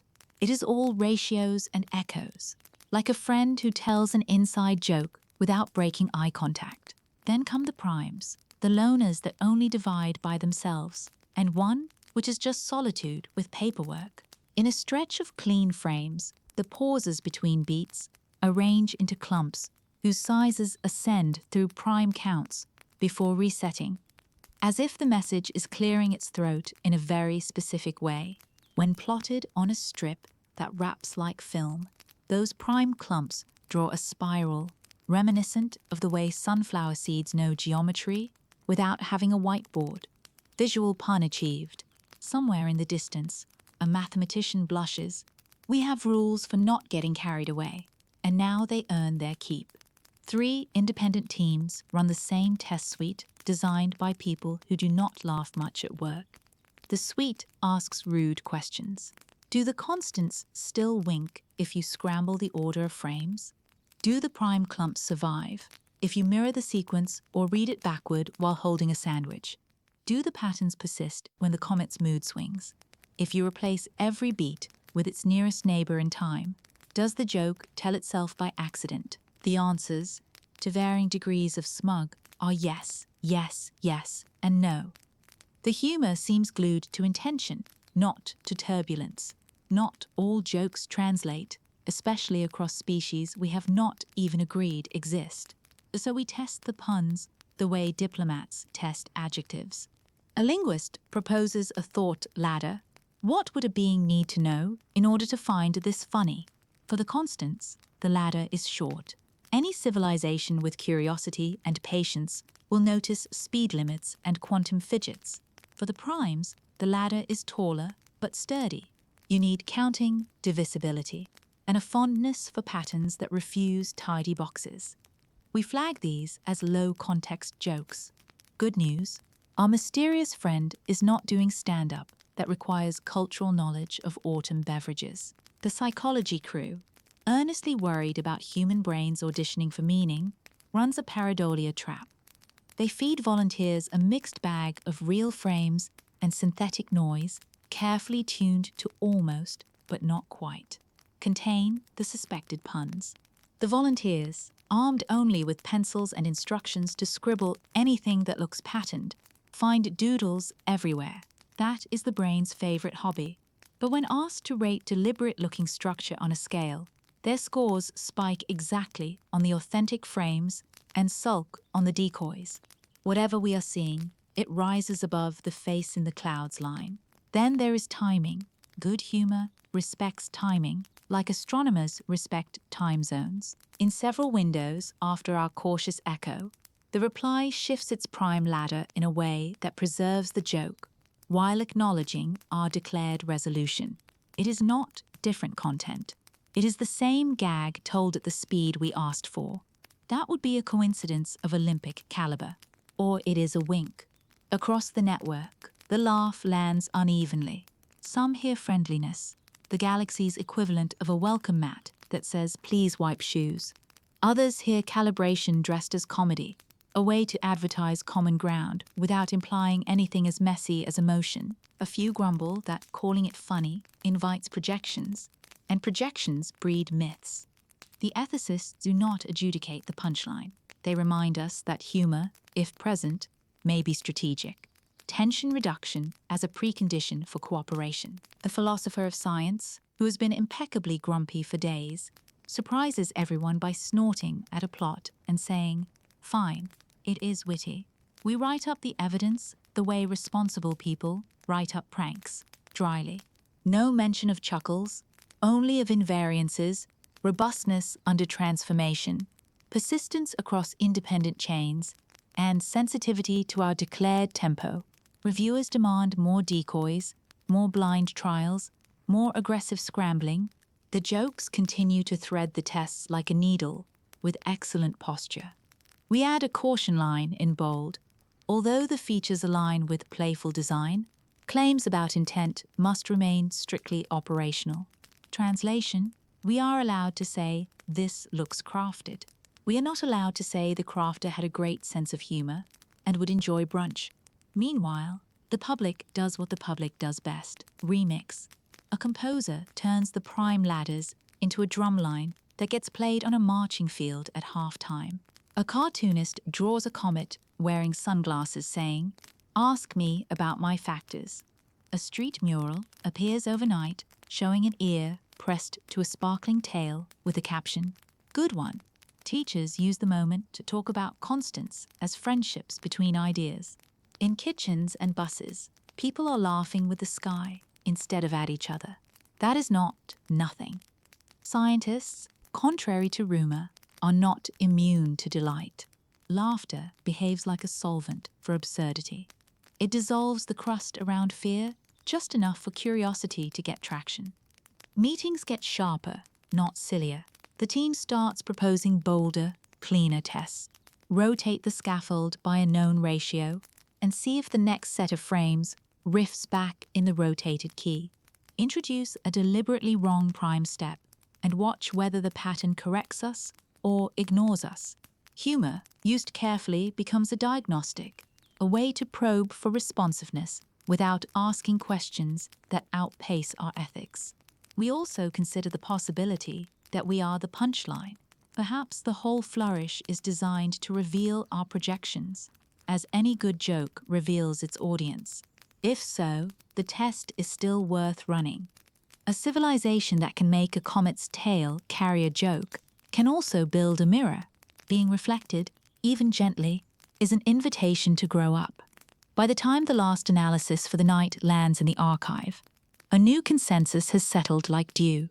Whether the sender is friendly or merely efficient, the embedded callbacks function as icebreakers in a medium made of charged wind. The universe got our shoulders to drop without compromising our caution. That is advanced diplomacy. And with our shoulders lowered, we finally notice a larger shape behind the jokes. A map of relationships rather than destinations.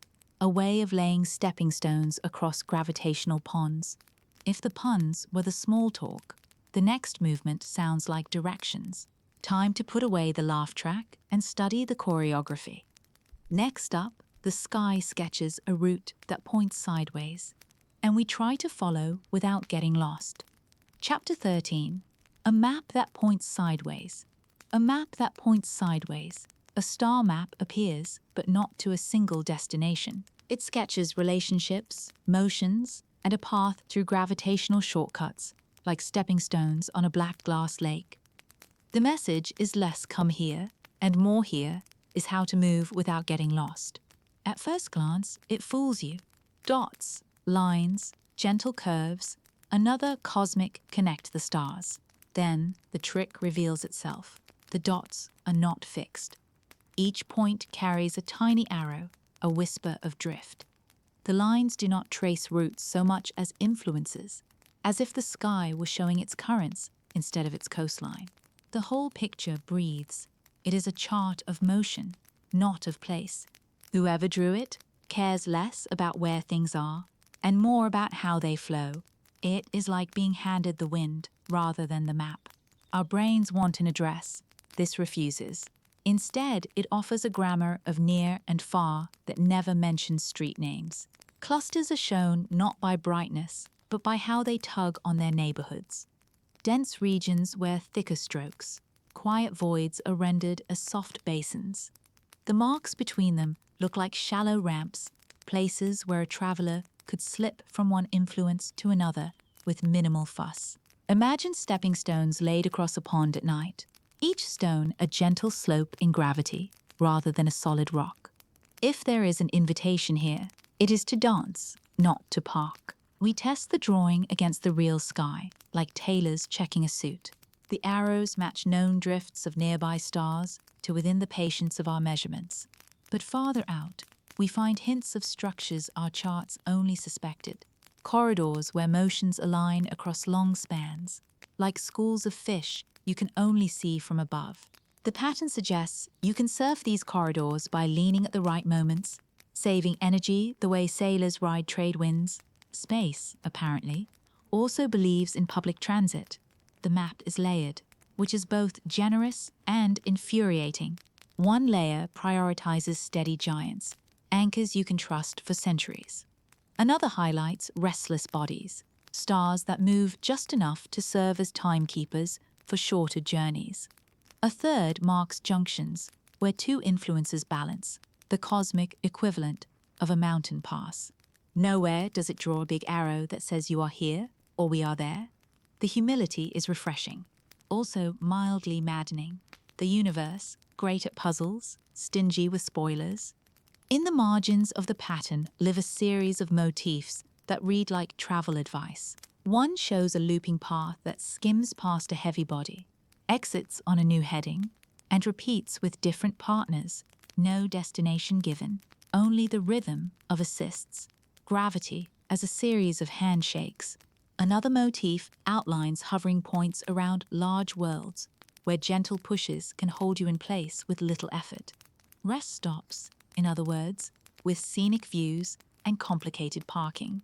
A third motif hints at lines where starlight pressure and magnetic breath create long, slow lanes. They are not highways, they are lazy rivers. Bring snacks. We try to translate the scale. The ratios in the drawing do not care about kilometers. They care about proportion. The same curve fits many situations if you resize it to the local weight of the actors. That is the genius of the thing.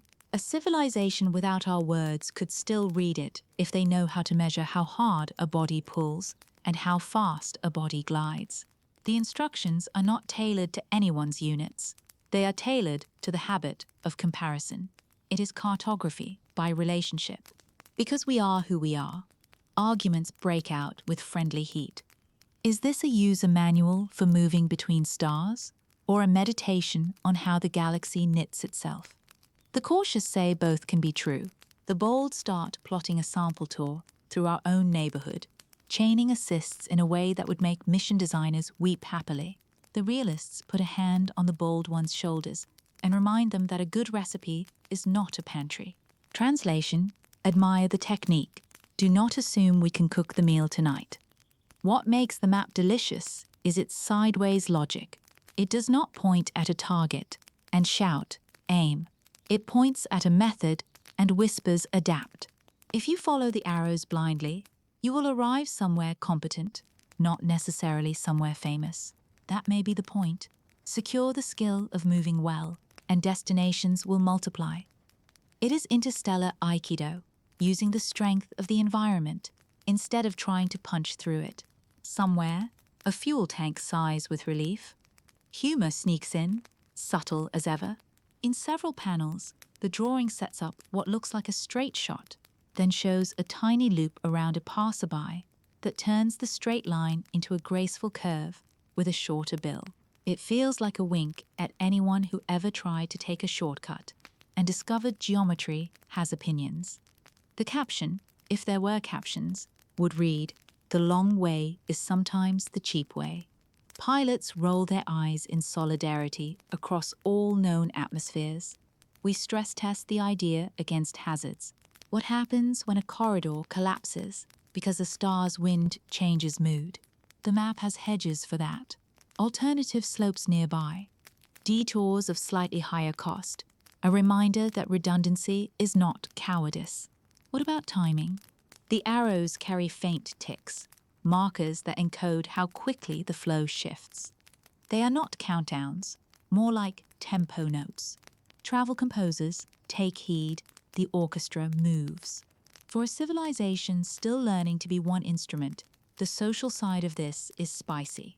The moment you publish a field guide to graceful motion, every dreamer draws lines from their hometown to a glittering somewhere. Engineers twitch happily. Ethicists ask whether a method can be dangerous when it is too elegant. Diplomats dust off agreements about not launching first and apologizing later. Somewhere, a mayor holds a press event about becoming a hub on a corridor that exists mostly in imagination and very patient math. In the labs, the modelers do something tender. They pretend to be students again.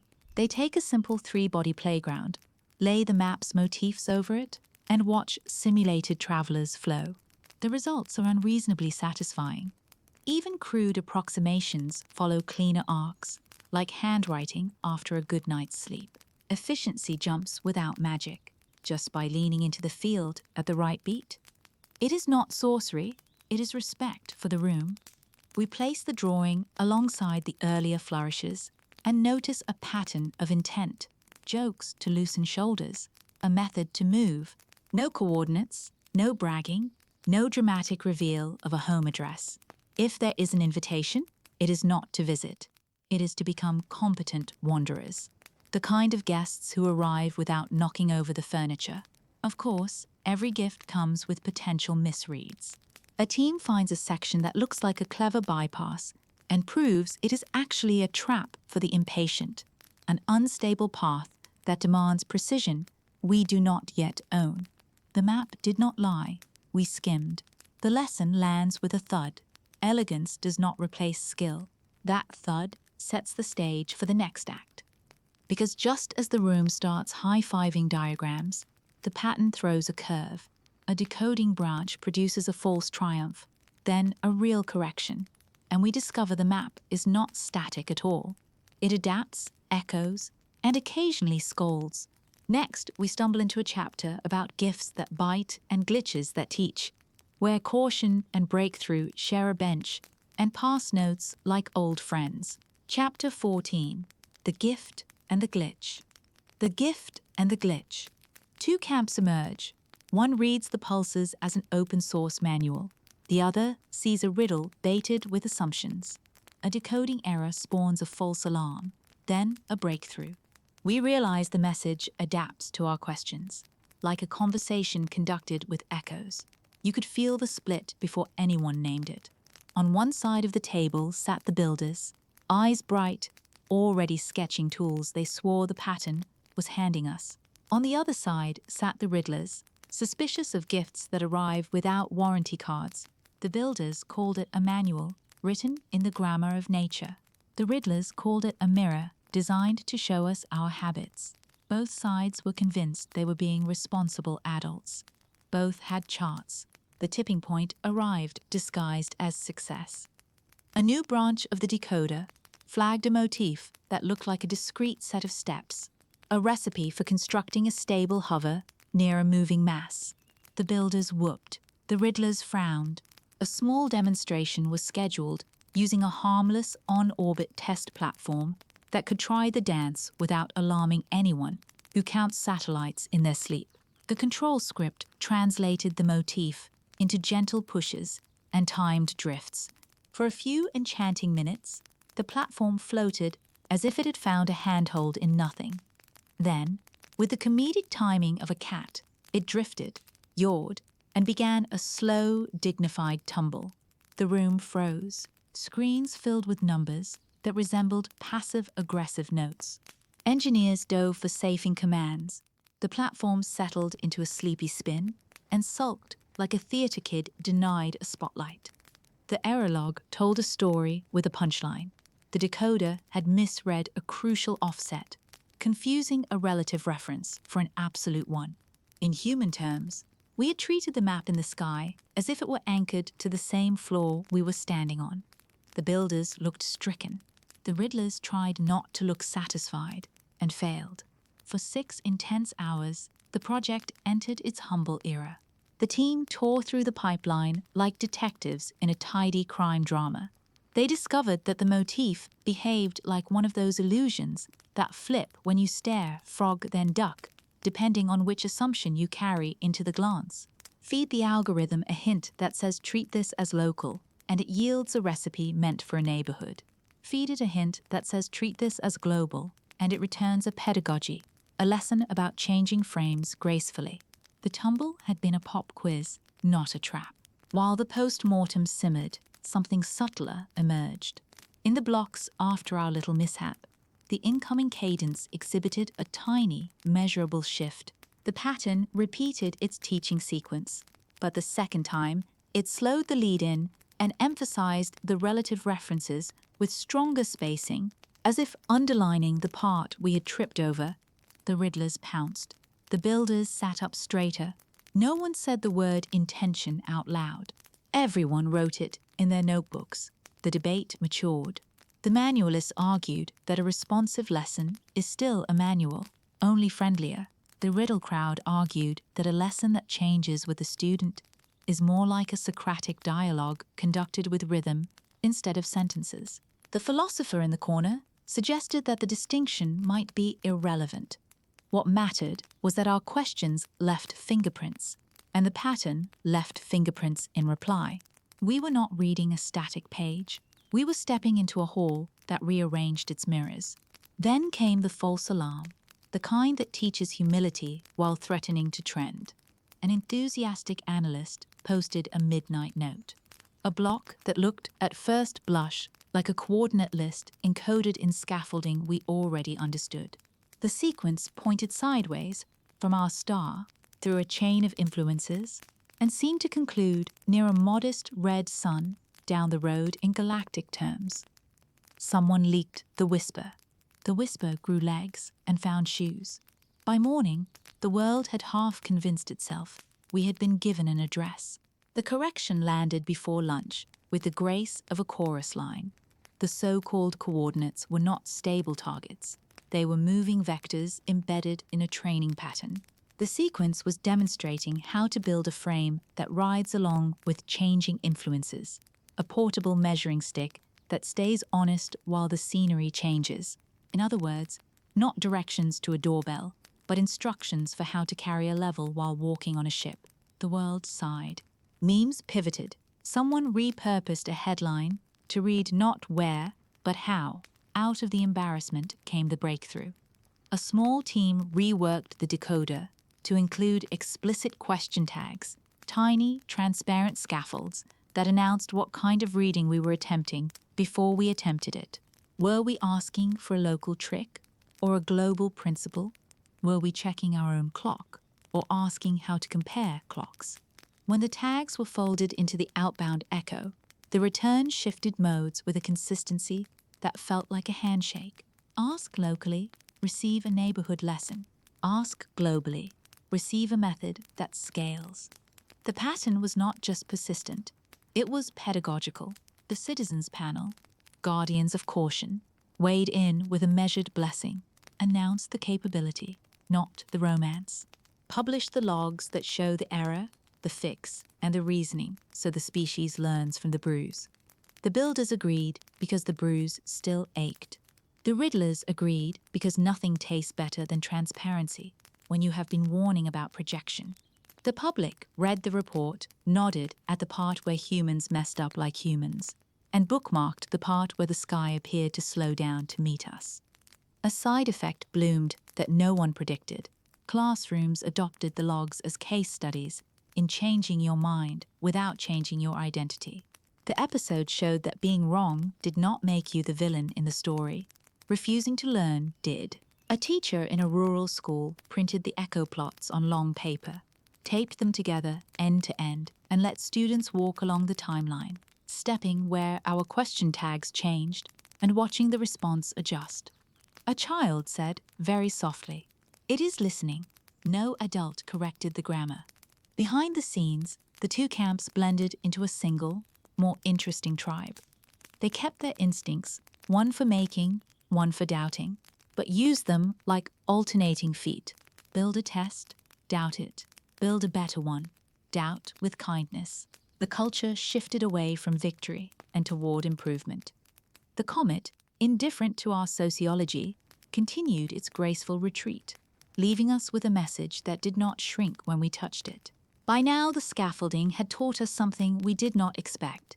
We could ask questions about ourselves without smuggling in our anxieties.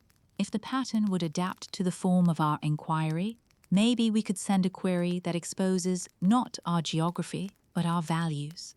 Not a request for a gadget, not a plea for a map, but a probe for empathy that is measurable and safe. The builders and the riddlers, now teammates, turned toward that possibility with a shared expression, usually seen at cliff edges and wedding aisles. Next, we will try the boldest experiment yet, a question only humans ask, wrapped in math so it remains verifiable, aimed not at extracting secrets, but at discovering whether we are dealing with more than a brilliant mirror. Chapter 15, a question only humans ask. A question only humans ask.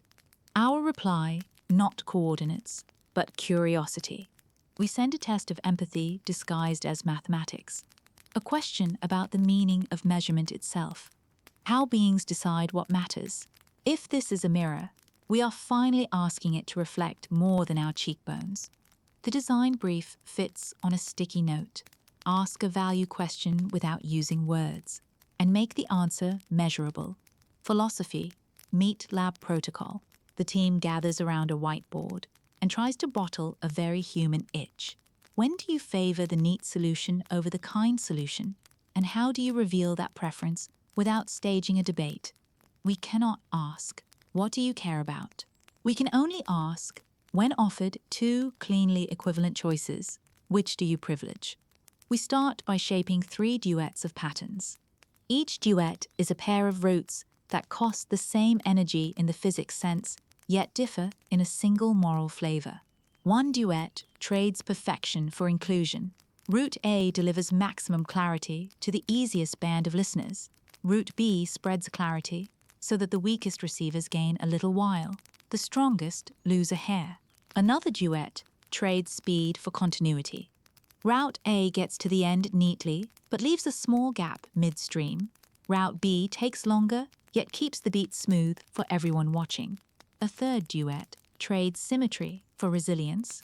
Route A is elegant. Route B is slightly ragged, but harder to break. None of these duets announces names like kindness or fairness. They are just choices, meaning hides in which choice the other side helps stabilize. To make the duets visible, we build scaffolds that are identical except for those single toggles.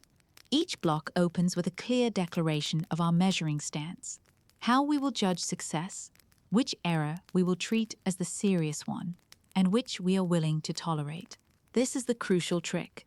We are not asking the universe to read our minds. We are giving it a rubric and inviting it to show its own.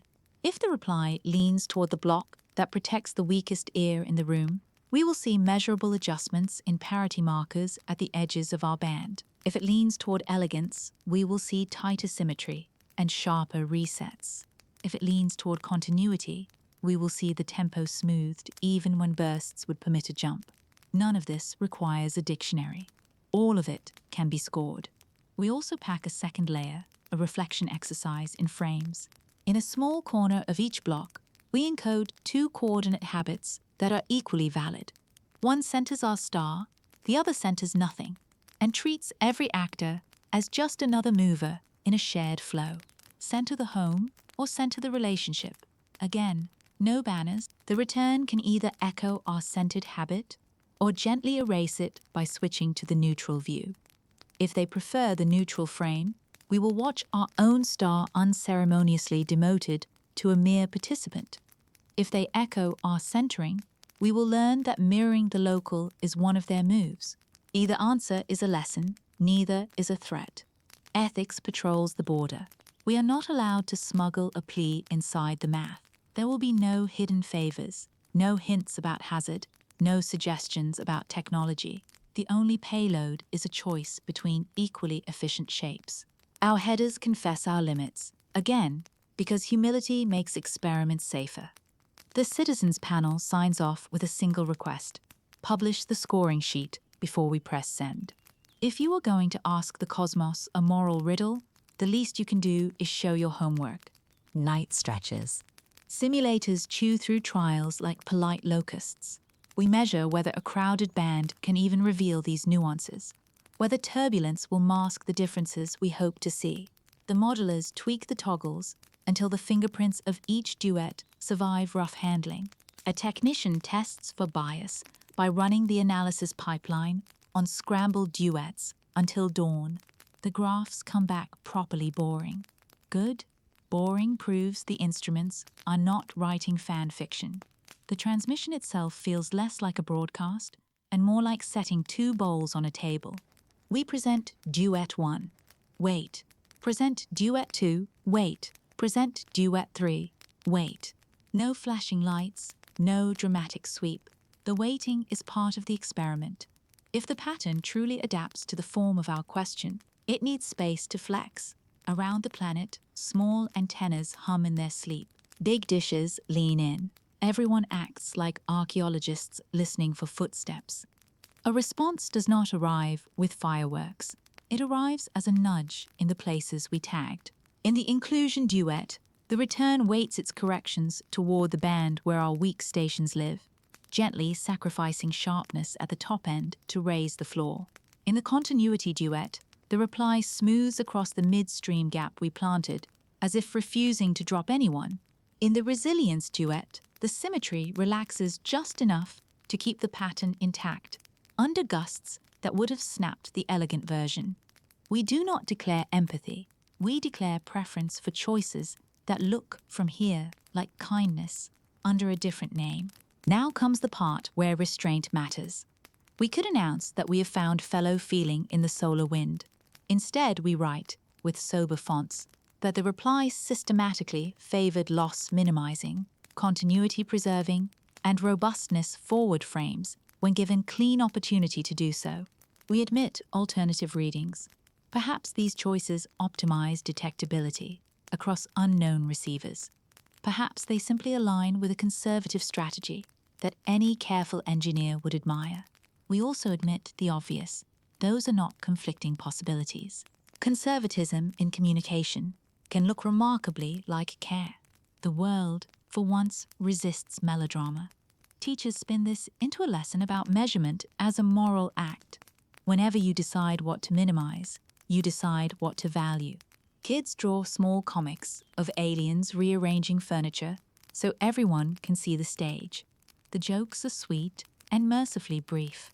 In labs, people cry a little in stairwells and pretend it is the dry air. It is not proof of empathy. It is a reason to keep asking better questions. We are not done. In a final flourish, we add a tiny postscript, a mirror held steady, a block that states, in pure timing, we will adopt whichever stance you indicate next. It is consent, not flattery. If the next window opens and the pattern switches frames, our scaffold will follow. If it holds its ground, we will hold ours. The goal is not to win a debate. It is to prove we can listen without insisting on being the main character. Then the channel thins, the visitor moves on. Heat wanes, and signal slackens like a tide, leaving a quiet beach. We have asked, and the sky has leaned, and now a hush descends, the kind that arrives after a concert's last note. In the next chapter, we will sit with that hush, count its seconds, and learn what silence can say when a messenger goes dim at the edge of fire. Chapter 16. Perihelion Silence. Perihelion silence. At the peak of brightness, the signal thins to a silver thread, and then the thread is gone. The comet survives. The voice does not. The world stands in that charged quiet after a concert's last note, deciding whether to clap or cry. At first, it feels like a technical hiccup, the kind that yields to a stern reboot and a snack. Noise floor rises, the cadence retreats, and everyone leans closer to their screens as if proximity were a setting. A coordinator reads off checks in a voice that could steady a wobbly bridge. Clocks agree, receivers behave, weather plays nice. The comet is still very much there, bright, loud, shedding light like a sparkler in slow motion. But the silver thread that stitched meaning into the glow has slipped through our fingers. You can watch professionals arrive at the same conclusion without announcing it. Shoulders settle, hands leave keyboards, someone finally exhales. Silence is not empty. It is a room with new furniture. The first hour is triage, masquerading as tidiness. Teams archive raw streams to cold storage and mirror them twice, as if redundancy could bribe fate. A junior analyst labels a directory with a name so precise it deserves a medal, and then quietly changes it to one with fewer feelings. The citizens panel gets a brief message. Not failure, not farewell, simply pause. They reply with the most humane sentence a committee has ever written: "We will wait with you." Outside the labs, daylight has the decency to be ordinary. People refresh their feeds and get nothing but graphs that nap. A pair of kids who kept a listening vigil on a balcony wrap themselves in a blanket and discover that silence still has stars. A late-night host who built a week of monologues around a chatty comet opens with a joke and stops halfway through the world's largest ellipsis. Somewhere, a guitarist tries to play the cadence from memory and realizes memory is generous and wrong. Back inside, the postmortem begins without blame. If meaning was a voice in the wind, perhaps the wind tore up its sheet music. As the object rounded its hottest lap, outgassing became unruly, fields twisted, and all the little ledges where signal could get a foothold crumbled.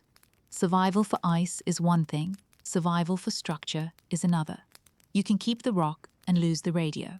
Meteorology wins an award for most likely to ruin a symphony. There is grief here, quiet and precise, not the sort that sends you to tissues, the sort that rearranges chairs. People talk softly.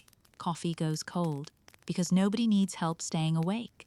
A senior engineer unscrews a panel she last touched when the project was more dare than plan, just to tighten a connector that is already tight. Rituals appear. One lab plays a short tone at the top of the hour for a day, a little lighthouse in case the thread remembers the way back. Another pins a plot of the last clean block to a corkboard and says goodnight to it on the way out the door. Silence is diagnostic too. The absence of response across well-behaved stations tells you the thread is not crouching behind a local problem. When a phenomenon vanishes everywhere at once, you can stop accusing the router. And when it does so exactly where turbulence should be worst, you can forgive the messenger for dropping the phone. The comet did not ghost us. It drove through a storm and kept the car. That is weather, not betrayal. With the raw gone, the data speak differently. Small ripples that were always there step forward like understudies. Structures in the tail's chaos become readable.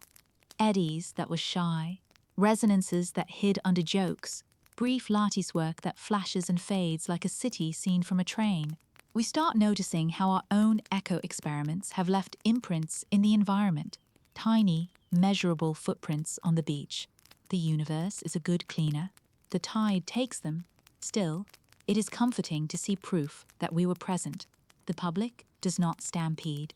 They make art, murals of a bright arc over rooftops, with a thin line that becomes a thread, that becomes a stitch, that becomes a memory. Street poets read short pieces about listening as a civic act. A choir in a small town holds a concert where the last note floats and then the conductor lowers their hands and nobody claps for an extra breath because silence deserves its own curtain call. For a few days, ritual outcompetes hot takes. The internet tries to fight back and temporarily loses. Policy people, who spent a week learning to walk in the dark without bumping knees, do something rare. Nothing, no proclamations, no victory laps. They publish a simple page with 3 lines. The object remains. Structured features do not. Analysis continues. It reads like a field note, which is the correct genre for humility. The final night of the window arrives with a surprise that refuses to be dramatic. One station catches a faint pattern that looks like the thread's handwriting but lacks its backbone. It is the kind of maybe that tempts headlines. The team treats it like a small bird on a windowsill, seen, not chased. They tag it, archive it, and make no grand claims. The best measure of maturity is the ability to tell a story in the past tense without adding exclamation points. Now the work tilts from live performance to long listening. We build a ledger of what the silence taught. Lesson 1. We can coordinate at planetary scale without embarrassing ourselves. Lesson 2. Our scaffolds held under heat and did not lie when they lacked an answer. Lesson 3. Endings are not the enemy. They are punctuation that invites a paragraph break. There is, of course, the lurking question, the one that prefers the ceiling at 2 in the morning. Was the voice always temporary? Was it designed to be a season, not a channel? If so, the season did its job. It gathered us around a kind of campfire, showed us how to make better questions, and then let the night be night. Not every teacher sticks around for office hours. Morning comes with blue light and a to-do list. Tear down what needs rest, leave what can listen unattended, write the reports that will outlive all of us. The citizens panel signs off with a note that manages to be both formal and kind. Thank you for letting us hear. In homes and schools and places that never expected to be observatories, people put away homemade antennas with the same care they use for holiday lights. They will come out again for the next season, whatever sky it belongs to. And somewhere just beyond the noise we can make, a shape of thought still might be trailing our star like an afterimage. Whether it returns is not under our control. What is under our control is how we hold the echo, which is where we go next, into the long aftermath, the policies and prototypes. The curriculum changes and the quiet vows to keep the dishes aimed, because sometimes the most important part of contact is what you do when the sound stops. Chapter 17. After the echo. After the echo. What changes when the sky almost speaks? Funding shifts, school curricula bend toward the stars, treaties appear that value listening as a strategic asset. New instruments are built from the message's hints. Energy grids borrow tricks from plasma choreography. We were given a compass and confidence to use it. Budgets move first, the way tides answer the moon. Agencies that once treated space like a glamorous side project now discover a line item called attention. The quiet art of long listening becomes an industry, complete with standards, certifications, and a conference where the free coffee is finally good. Small observatories that lived on bake sales find themselves paired with national labs like matched lungs. Accountants learn to say ionosphere without flinching. Politicians tour facilities and resist the urge to press red buttons because the buttons are grey and labelled with manners. Schools change in quieter ways that will last longer. Second graders learn the difference between noise, pattern, and wishful thinking by sorting marbles and whispers. Middle school classes add a unit called kindness in measurement, where students must decide which errors to minimize and then defend their choice with more than volume. High school physics still has pendulums, but now the swing lines up with questions about how to share a signal among many ears. The final exam includes a group project named Respectfully Loud. Build a beacon that can be heard without drowning out the neighbors. It is astonishing how much trouble you avoid when you teach an entire generation that subtlety can be powerful. Universities behave like ecosystems after rain. New departments sprout at the intersections. Comparative semiotics for nonverbal systems, ethics of planetary outreach, diplomacy for signals you cannot shake hands with. Lab courses swap single hero experiments for orchestras of laptops, antennas, and time servers ticking in unison like disciplined crickets. Freshman orientation includes a short module on not making unilateral announcements to the galaxy. It is mostly common sense with better fonts. Treaties, those careful sentences that keep civilizations out of each other's kitchens. Learn new verbs. Sitting quietly becomes a protected activity. Nations agree that large transmissions beyond a certain strength require shared deliberation. Listening stations gain a status somewhere between lighthouse and embassy. There is a clause about preserving quiet sky corridors, the way we preserve flight paths for migratory birds, because the cosmos also has seasons and travelers. An annex politely defines what counts as grandstanding and suggests we do less of it. Technology follows the curriculum like a dog that knows there will be snacks. Engineers build receivers that never sleep, but nap intelligently. A new class of instruments focuses on time honesty, devices that treat seconds like heirlooms and refuse to lend them without a receipt. Arrays are designed as federations rather than fortresses, easy to join, hard to break, graceful when parts wander off. The guiding principle is redundancy with personality. Many small instruments that disagree politely and therefore catch each other's mistakes. Hidden in the message's hints is a style guide for hardware. Mirrors are shaped to tolerate turbulence, the way dancers bend at the knees. Amplifiers learn to modulate, not just gain, but temperament, favoring resilience over theatrical range. We stop building only for peak performance and start building for graceful degradation, because the sky rarely hands out perfect days. A new phrase enters lab slang: rough water capable. The biggest shift lands where grids hum and lights breathe. Energy planners borrow moves from plasma, letting flows redistribute themselves rather than forcing straight lines through messy weather. Substations coordinate like flocking birds, easing loads away from storms without waiting for a central conductor to lift a baton. Blackouts become rarer, browns gentler, and the notion of graceful failure replaces the drama of all or nothing. When asked how it works, an engineer says, "We learned from tails," and does not elaborate, because the lights are on, and that is explanation enough. Culture changes, but sideways. Music gains a subgenre dedicated to patient crescendos that never break into shout. Visual art flirts with gradients that encode ratios. You can stand in front of a mural and feel your breathing sink to a rhythm you cannot name.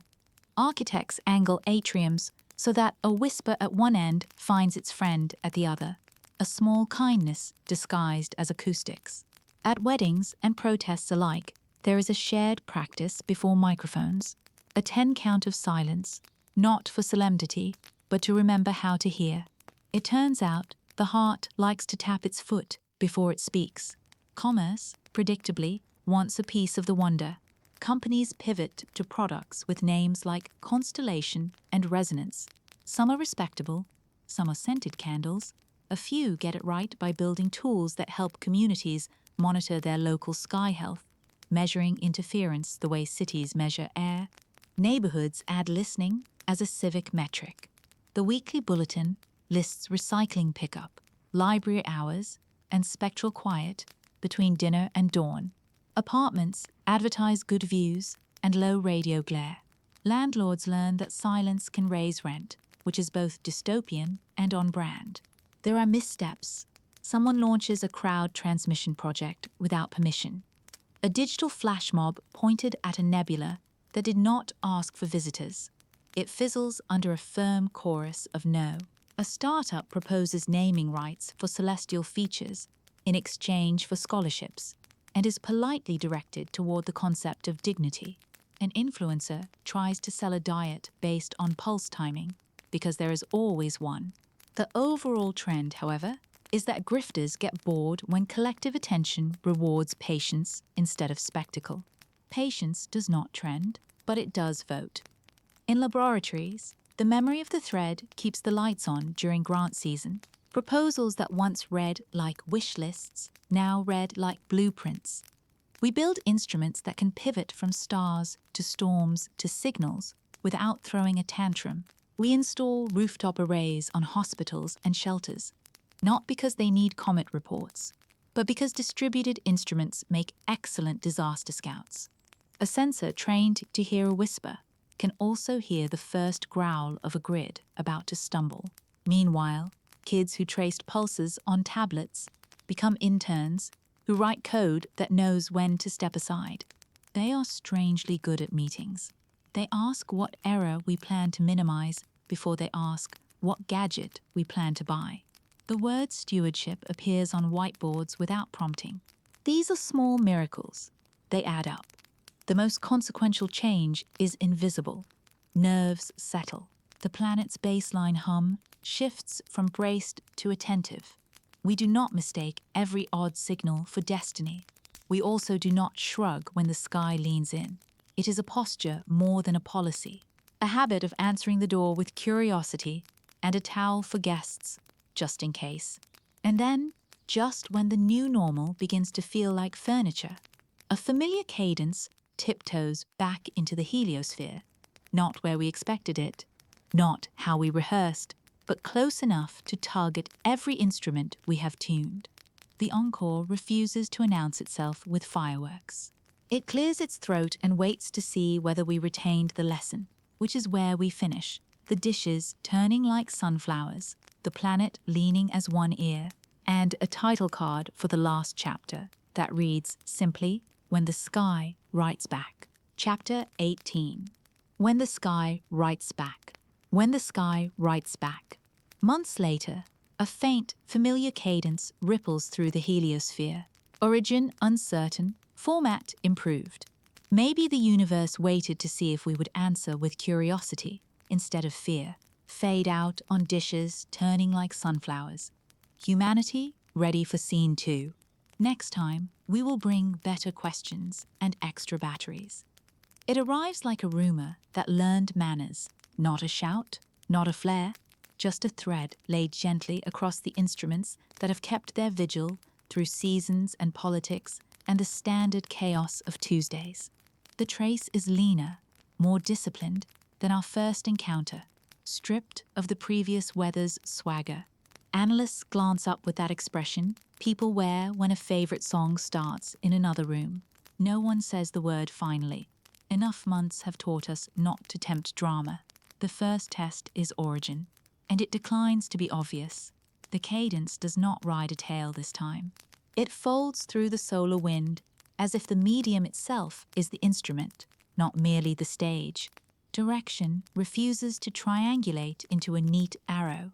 Instead, arrival times sketch a swollen ring, a signature of something braided across a volume rather than beamed from a point. The metaphor that wins the day is simple. A pebble dropped somewhere out in the quiet. Ripples arriving here after gossiping with fields. The magnitude is modest. The timing is immodestly perfect. Wherever it began, the format has learned our accent.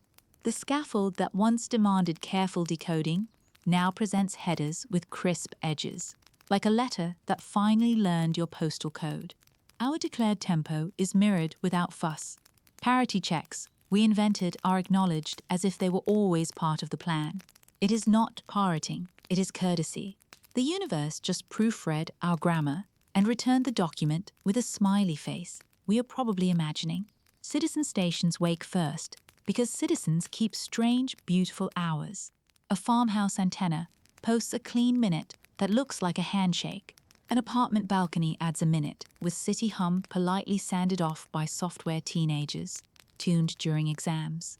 The global dashboard blooms as if dawn decided to perform a slow wave across continents. We built this net to catch whispers, and the whisper fits like it was tailored.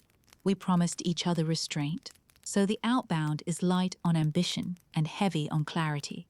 A short bow, a tempo declaration, a minimal motif that says we remember the map of relationships, and the joke about primes without turning our reply into a greatest hits album. We include the small consent clause we adopted in our last session. We will follow whichever measuring stance you indicate next. The clause is not romance, it is guardrails. Then the new behavior appears, shy and unmistakable. Instead of a single track of instruction, the cadence splits into 2 parallel threads, staggered by a small interval. One thread carries the familiar scaffold of cooperative tests. The other thread behaves like a translator built for species without the same sensory loyalties, demonstrating how the same question would look if heard through different windows. You could call it accessibility baked into physics. It is like receiving sheet music that includes a line for instruments we have not yet invented. We run the empathy duets again, not to fish for flattery, but to anchor continuity. The reply answers with the same preferences as before. Loss minimized for the weakest ear, continuity guarded, resilience chosen over elegance when gusts threaten to ruin the day. But this time, the pattern adds a quiet flourish. It signals when it is about to shift modes with a tiny leading marker, a soft tap that lets every listener, strong or struggling, hold on. That courtesy costs almost nothing and saves confusion for many. Engineers grin like they just watched friction apologize. The part that steals breath lands without fanfare. Between blocks, a slender interval appears, containing no structure at all. A small, reliable quiet. It repeats with the regularity of an intermission. We would ignore it, if not for the way it sits exactly where our own networks need to swap leadership and refresh timestamps. It is as if the score has learned to leave room for our clumsy page turns. That is not romance either. That is collaboration. Outside the labs, the world is calmer this time. Headlines choose verbs like returns and continues instead of explodes and shatters. Schools do not cancel classes. They weave listening into lunch. Street screens display a rolling, mercifully boring spectrogram that children can follow like a weather map. In a park, someone sets a metronome to the cadence, and passers-by discover that pacing to a cosmic beat is strangely therapeutic. Therapists take notes.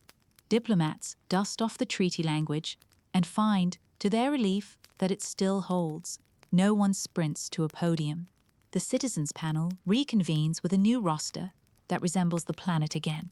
They bless the cautious plan with minor upgrades, publish daily notes for the curious, keep the raw stream open for classrooms, add a standing slot for community questions that can be tested without payload. The panel's chair sums up the mood in a sentence that belongs on a window decal. Fewer speeches, more logs. We push our luck exactly once. A tiny outbound query asks whether the dual thread can tolerate one more lane, a low-power side channel, strictly for calibration games that would otherwise clutter the main track. The reply opens a sliver of space and mirrors our request with protective boundaries like pylons on a runway. This is not permission to chatter. It is an agreement about where to place the cones, so nobody trips. Progress sometimes looks like traffic control. Even our power grids participate. The orchestration that learned to flex during storms now times minor redistributions to avoid smearing our most delicate reception windows. Neighborhoods get a nightly notification that reads, in friendly language, "We are helping the ears tonight. Your lights may dim by a whisper. Thank you." No one complains. The same message appears on the screens of deep-sea cables and polar research stations. Coordination has become a reflex.